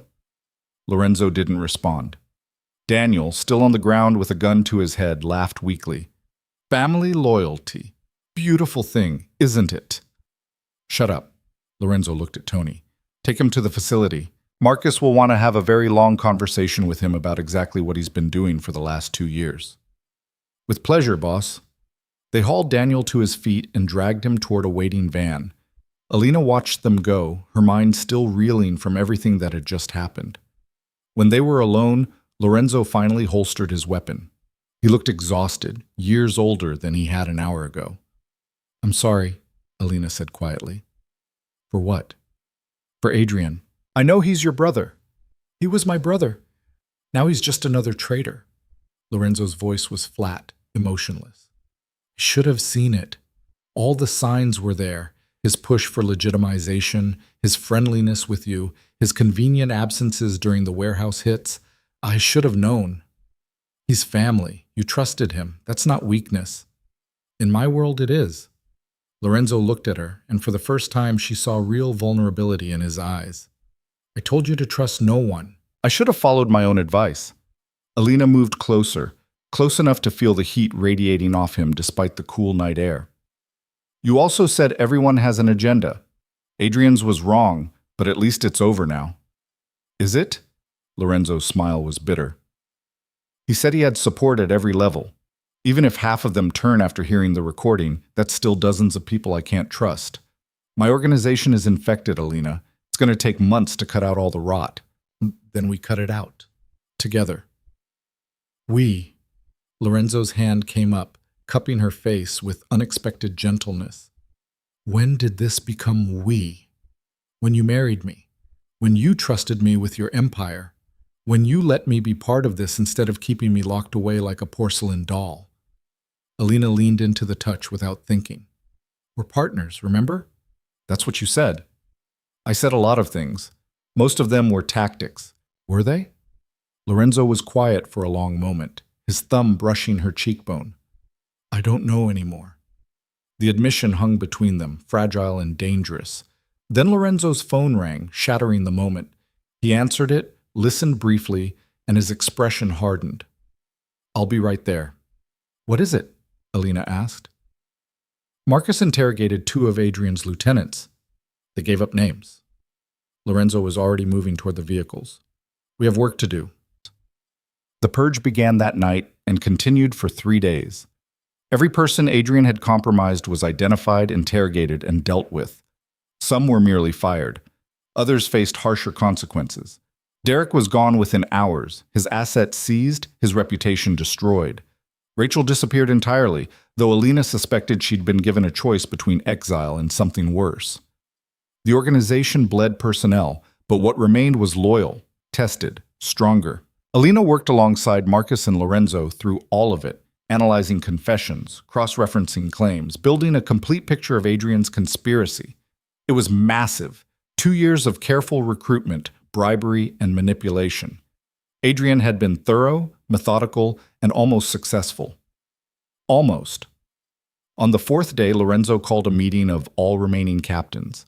The dining room was full again, but the faces were different. Some of the old guard were gone. New people had risen to fill the gaps, people who'd proven their loyalty when it mattered. Lorenzo stood at the head of the table, and the room fell silent. For 2 years we were infiltrated, he said without preamble. Someone we trusted, someone I loved, tried to destroy us from within. They failed. We survived. But survival isn't enough. His gaze swept the room. We're going to rebuild, stronger, smarter. And anyone who even thinks about betrayal will learn exactly what happens to traitors. It wasn't a threat. It was a promise. After the meeting, Alina found herself alone with Lorenzo in his office.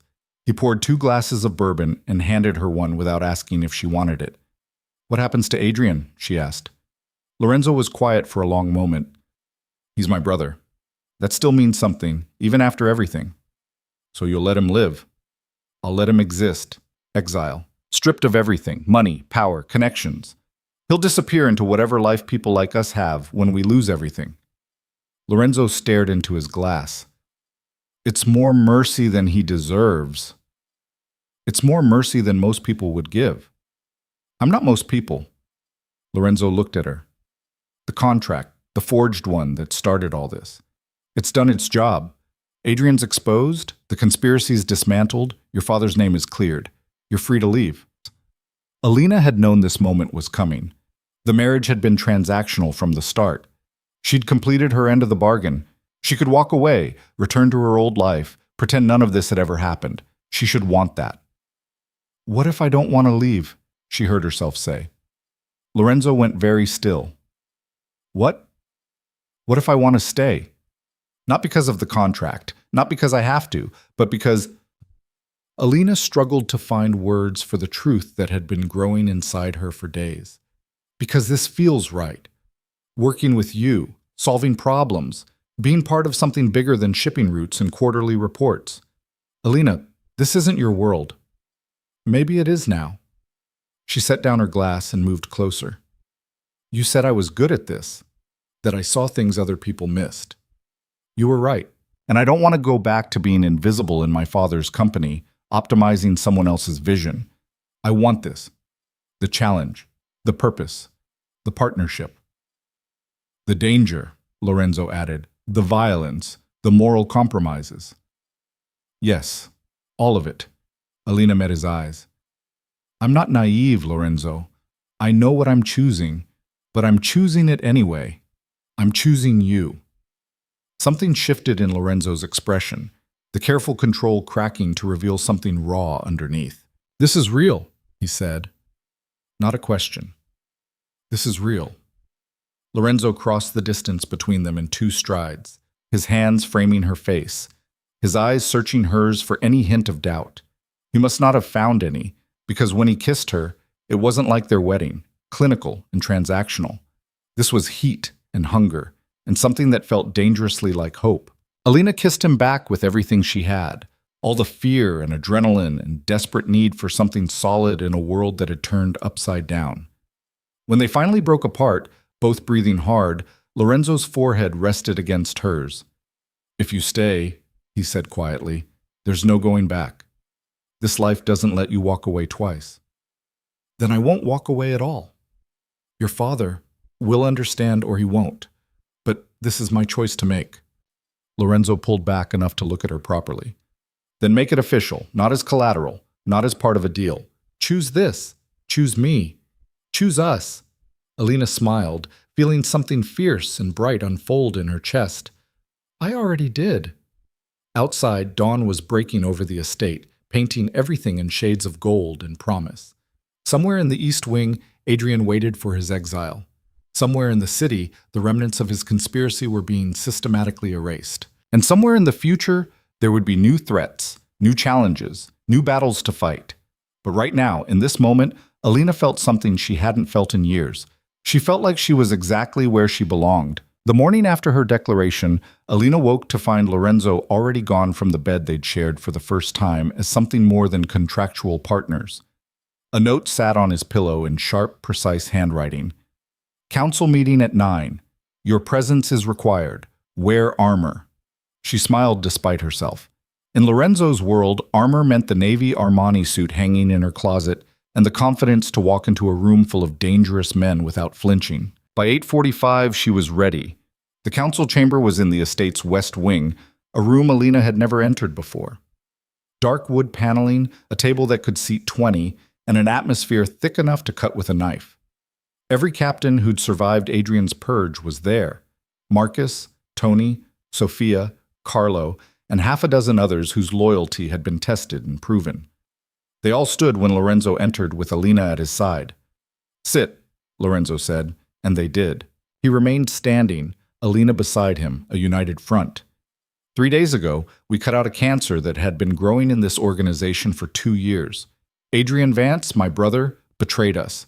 He's been dealt with. But his conspiracy revealed something important.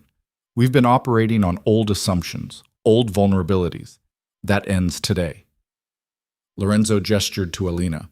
Most of you have met my wife. Some of you have worked with her. All of you have heard what she's capable of. What you don't know is that as of this morning, she's no longer just my wife. She's my partner in every sense of the word. She'll have full authority over operations, strategy, and personnel. Her word carries the same weight as mine. The silence was deafening. Tony was the first to speak. With respect, boss, she's been here less than a week. We don't know... You don't know if you can trust her, Alina finished. I understand that. I wouldn't trust me either. She moved to the table, placing both hands flat on the polished surface. So let me be clear. I'm not asking for your trust. I'm earning it. Starting now. She nodded to Marcus, who pulled up a screen showing a complex organizational chart. This is Adrian's network. Every person he compromised, every operation he touched, every weakness he exploited. We've dealt with the obvious problems. But there are deeper issues, structural flaws in how we operate that made Adrian's conspiracy possible in the first place. Alina highlighted several points on the chart. Your shipping operation relies on a single point of failure, Sophia's facility. If something happens to her or that location, everything collapses. Your financial operations run through Derek's office, and even with him gone, the systems he built are still vulnerable. Your communication protocols are inconsistent, which means information leaks even from loyal personnel. Sophia leaned forward. You're saying we need to rebuild from the ground up. I'm saying we need to evolve. Redundancy in critical operations, compartmentalization of sensitive information, better vetting protocols for new personnel, and most importantly, Alina looked around the table, transparency within this group. No more secrets between the people in this room. Adrian succeeded because he exploited the gaps between you. We close those gaps. We become unbreakable. Carlo was nodding slowly. It's solid strategy, but implementing it will take time. Months, maybe years. Then we start today, Lorenzo said. Marcus, you'll work with Alina on the new security protocols. Sophia, we're diversifying the shipping operation. I want 3 facilities running within 6 months. Tony, communication overhaul is yours. Carlo, you're expanding the legitimate businesses to create better cover and revenue streams. Orders given, plans set in motion. The meeting continued for another hour, hammering out details, addressing concerns, building consensus. By the time it ended, Alina could see the shift in how the captains looked at her. Not quite trust, not yet, but respect. Recognition that she belonged at that table. As people filed out, Marcus hung back. That was good work, he said quietly. The structural analysis. I've been thinking the same things for months, but couldn't figure out how to say them without sounding like I was questioning Lorenzo's leadership. The advantage of being new, Alina said. I can say uncomfortable truths because I don't have years of loyalty weighing down every word. Use that while you can. Eventually, you'll be just as invested as the rest of us. Marcus glanced toward Lorenzo, who was speaking with Carlo. He's different with you, more human. I didn't think that was possible. Everyone's human, Marcus. Some people just hide it better. Maybe. Or maybe some people forgot how to be human until someone reminded them. Marcus nodded once and left. Alina found herself alone with Lorenzo in the empty council chamber.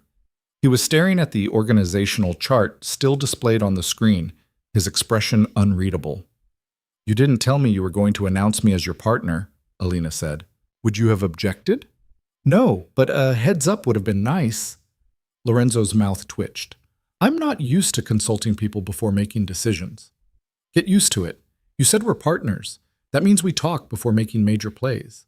Even when I'm right? Especially when you're right.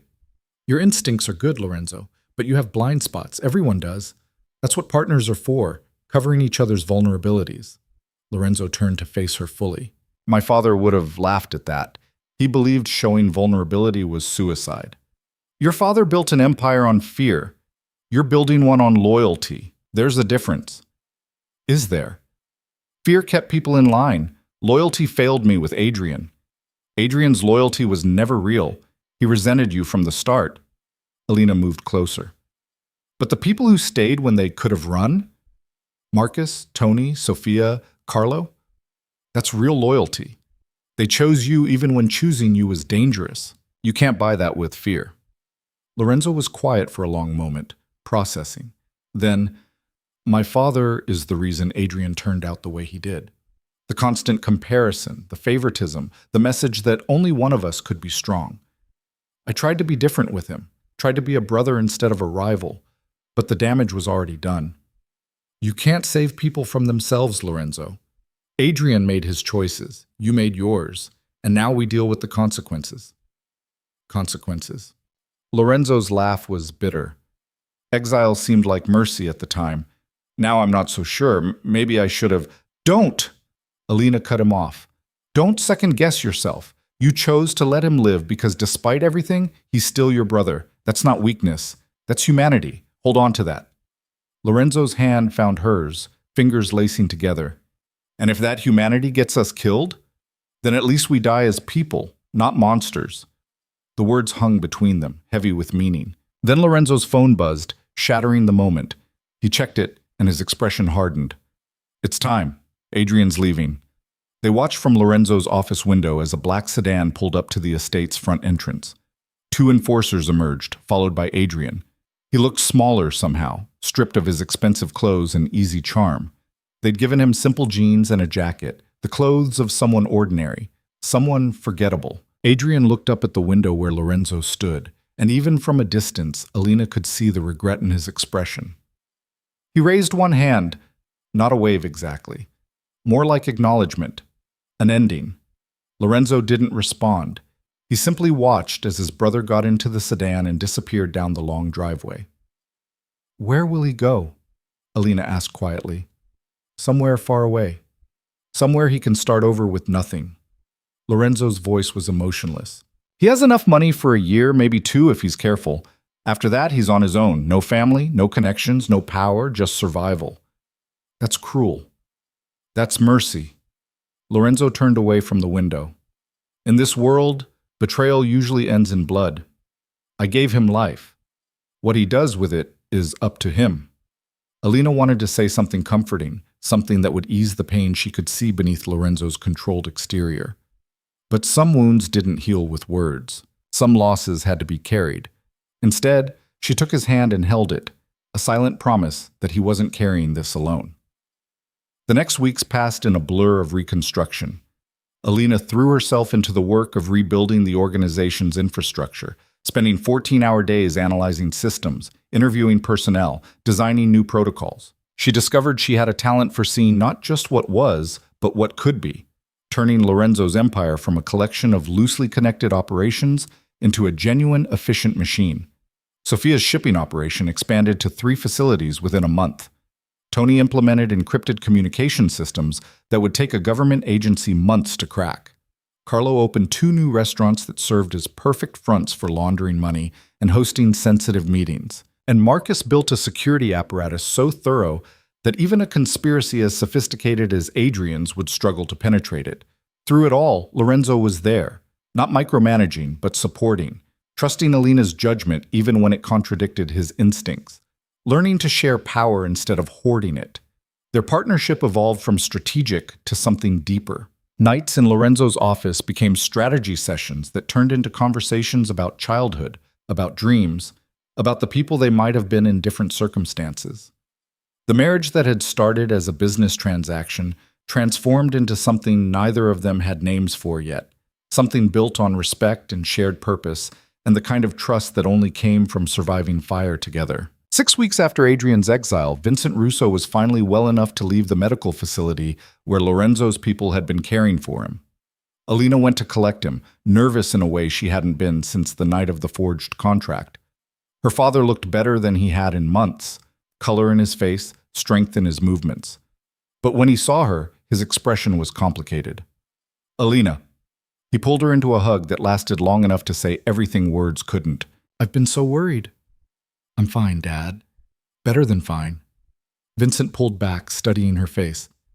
"Lorenzo's people wouldn't tell me much, just that the contract was fake, that someone had set us both up, and that you were helping to sort it out."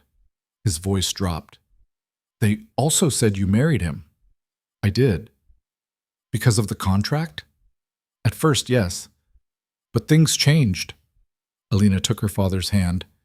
"I need to tell you everything. And you need to listen before you judge." They sat in the facility's garden, and Alina laid it all out. The forgery, the investigation, Adrian's betrayal, Daniel Carter's role in destroying the Russo business from the inside. She told him about the conspiracy that had been dismantling his company for months while he thought he was losing his mind. She told him about the choice she'd made to stay with Lorenzo not because she had to, but because she wanted to. Vincent listened without interrupting, his expression cycling through shock, anger, grief, and finally something like understanding. "Daniel," he said when she finished, "I trusted him completely." "I know. He used that trust to access everything you'd built. The good news is that we've recovered most of what was stolen. Your company is still viable, Dad. The logistics network, the client relationships, the infrastructure, it's all still there. It just needs someone to run it." "Someone like you?" Vincent said quietly.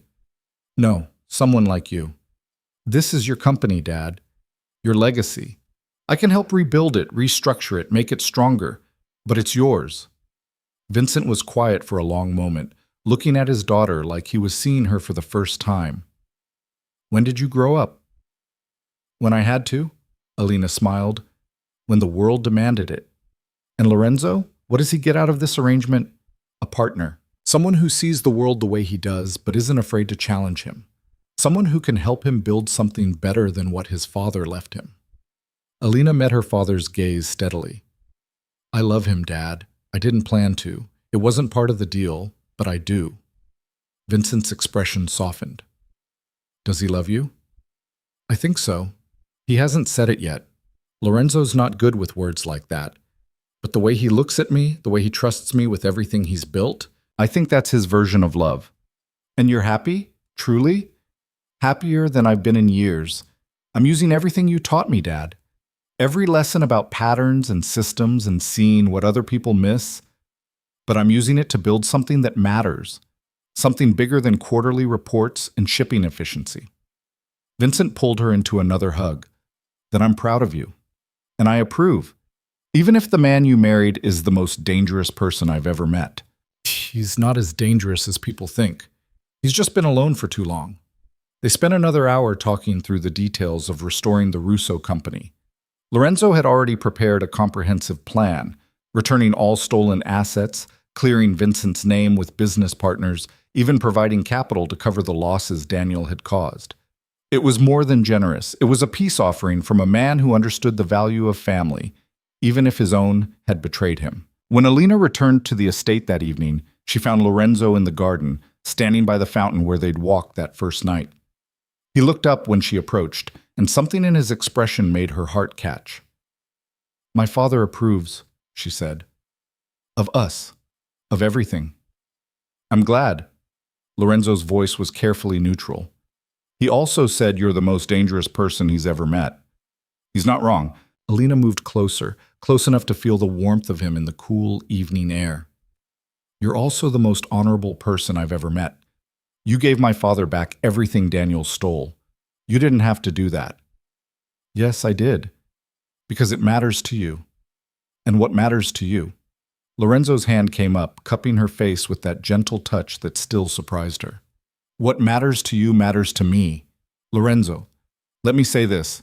His thumb brushed her cheekbone. I'm not good at this. At feelings, at vulnerability, at any of the things that normal people seem to do without thinking. My father beat emotions out of me before I was 10, taught me that caring about people was weakness, that love was a liability, and for years I believed him. He took a breath, and Alina could see how much this cost him. But then you walked into my office with your forged contract and your sharp mind and your complete refusal to be intimidated, and you dismantled every wall I'd spent my life building like they were made of paper. Lorenzo's voice dropped to barely above a whisper. I don't know if I'm capable of love the way other people experience it, but what I feel for you, it's the closest thing I've ever felt to it. You make me want to be better, not for the organization, not for the empire, but for you, because you deserve someone who's worthy of the choice you made. Alina's vision blurred with tears she refused to let fall. You are worthy. You always have been. You just couldn't see it. I see it when you look at me. I see it when you challenge me to be more than my father's son. I see it when you trust me with your father's life, your future, your heart. Lorenzo's forehead touched hers. I love you, Alina. I don't know if I'm saying it right, but it's true. I love you. The words hung in the air between them, precious and terrifying and absolutely perfect. I love you too, Alina said, and kissed him with everything she had, all the fear and hope and desperate joy of finding something she hadn't known she was searching for. When they finally broke apart, both breathing hard, Lorenzo smiled. It was the most genuine smile she'd ever seen from him, unburdened by calculation or control. So what now? He asked. Now we build. Together. An empire that's worthy of both of us. One that helps people instead of just using them. One that proves your father was wrong about everything. Lorenzo's smile turned sharper. Ambitious. You married an ambitious woman. What did you expect? Exactly this. 3 months later, Alina stood in front of a room full of investors and business leaders, presenting the new joint venture between Vance Logistics and Russo Distribution. On paper, it was a straightforward business partnership, combining resources to create the most efficient shipping network on the eastern seaboard. In reality, it was the first step in Lorenzo's plan to legitimize his empire, to build something that could survive in the light instead of just the shadows. Vincent sat in the front row, looking stronger than he had in years. Beside him was Marcus, there to ensure everything went smoothly. In the back, barely visible, stood Tony and two other enforcers, a reminder that even in the legitimate world, protection was necessary. And next to the podium, watching with that focused intensity that made her heart race, was Lorenzo. Alina finished her presentation to enthusiastic applause. The investors were excited about projected profits and market expansion. They had no idea they were investing in a crime boss's redemption, and that was exactly how it needed to be. After the meeting, as people mingled and networked, Lorenzo pulled Alina aside into a quiet corner. "That was perfect," he said. "You've turned us into a legitimate corporation in 3 months. It's remarkable. We're not fully legitimate yet. We still have the other operations. We have time. Rome wasn't built in a day, and neither is a legal empire." Lorenzo's hand found hers, fingers lacing together in a gesture that had become comfortable, natural. "Besides, I've been thinking about the next phase." "What next phase?" "The foundation. Using our resources to help people like we were helped. Families destroyed by people like Daniel, communities gutted by corrupt systems. Making a real difference instead of just taking up space in the world." Lorenzo's expression was serious. "It was your idea, remember? From that first night when you said we could be better than my father ever was." Alina remembered. She'd said it without thinking, throwing words into the dark. But Lorenzo had caught them and held on to them, building plans around a future she'd barely dared to imagine. "The Vance Foundation," she said slowly, "for economic development and family services." "Exactly. With you running it, you have the analytical skills to identify where help is needed most, and I have the resources to make it happen." Lorenzo smiled. "Partners, remember?" "Partners," Alina agreed, and kissed him right there in the conference center hallway, not caring who saw. The foundation launched 6 months later with a mission statement that would have made Lorenzo's father roll in his grave: empowering communities through economic opportunity, family support, and systemic change. It started small: scholarships for kids from broken homes, microloans for small businesses in struggling neighborhoods, support services for families dealing with addiction and abuse. But it grew. Within a year, the Vance Foundation was operating in 3 states, helping hundreds of families rebuild their lives. And with each success story, Lorenzo transformed a little more, the hard edges softening, the careful control giving way to something that looked almost like peace. Alina watched him speak at a foundation event 2 years after that first forged contract had landed on the table, and she barely recognized the man he'd become. He was still dangerous when he needed to be, still ruthless in protecting what was his. But he was also generous, thoughtful, capable of kindness that didn't come with strings attached. He'd become the man his father had never let him be. That night, lying in bed in the master suite they now shared without question, Lorenzo pulled Alina close and said something he'd never said before. "Thank you." "For what?" "For seeing who I could be instead of who I was. For choosing to stay when you could have run. For building this life with me." His hand rested over her heart, feeling the steady beat. "For saving me." "We saved each other," Alina corrected. "I was disappearing in my old life, becoming invisible.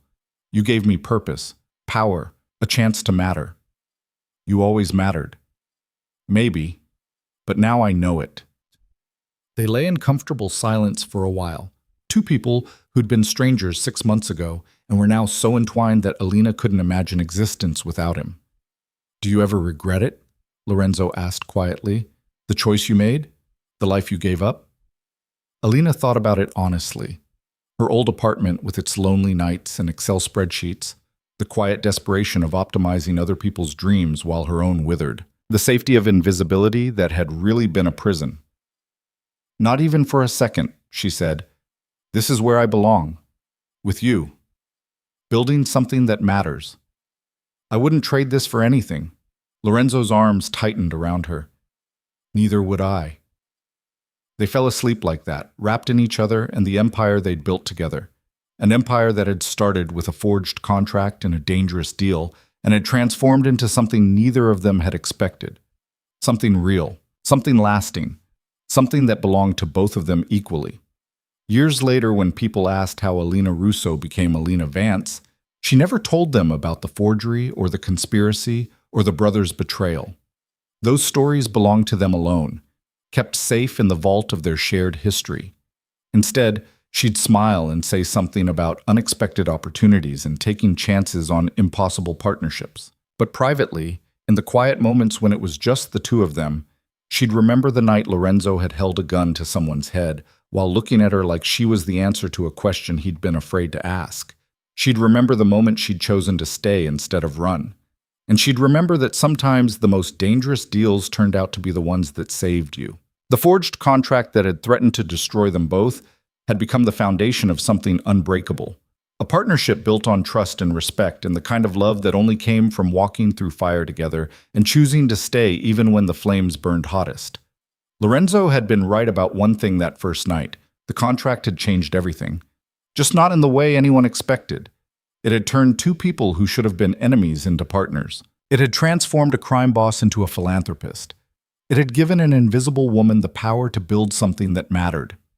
And it had proven that sometimes the best things in life started with the most impossible circumstances. Alina looked at Lorenzo across the Foundation's latest fundraising gala, watching him speak with donors and community leaders with the same intensity he'd once reserved for interrogating enemies. He caught her eye and smiled, that rare, genuine smile that still made her heart skip, and she smiled back. They'd built this together, an empire of legitimacy rising from the ashes of violence.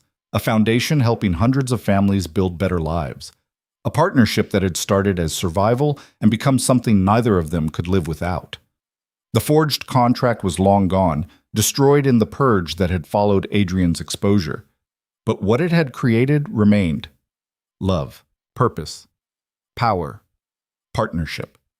Everything they'd built together. And everything they'd become for each other. The game they'd been forced to play had transformed into something real. The marriage of convenience had become a marriage of choice, and the strangers thrust together by circumstance had become soulmates forged in fire. Lorenzo crossed the room to her, his hand finding hers with practiced ease. "Ready to go home?" he asked. Alina looked around at the foundation they'd built, the people they'd helped, the empire they'd transformed. Then she looked at the man beside her, dangerous and honorable, ruthless and kind, hers in every way that mattered. "Yes," she said, "let's go home." And together, they walked out into the night they'd conquered, two people who'd been forced together by lies and had chosen to stay together through truth. The forged contract had brought them together, but love had made them unbreakable. And in the end, that was the only thing that mattered.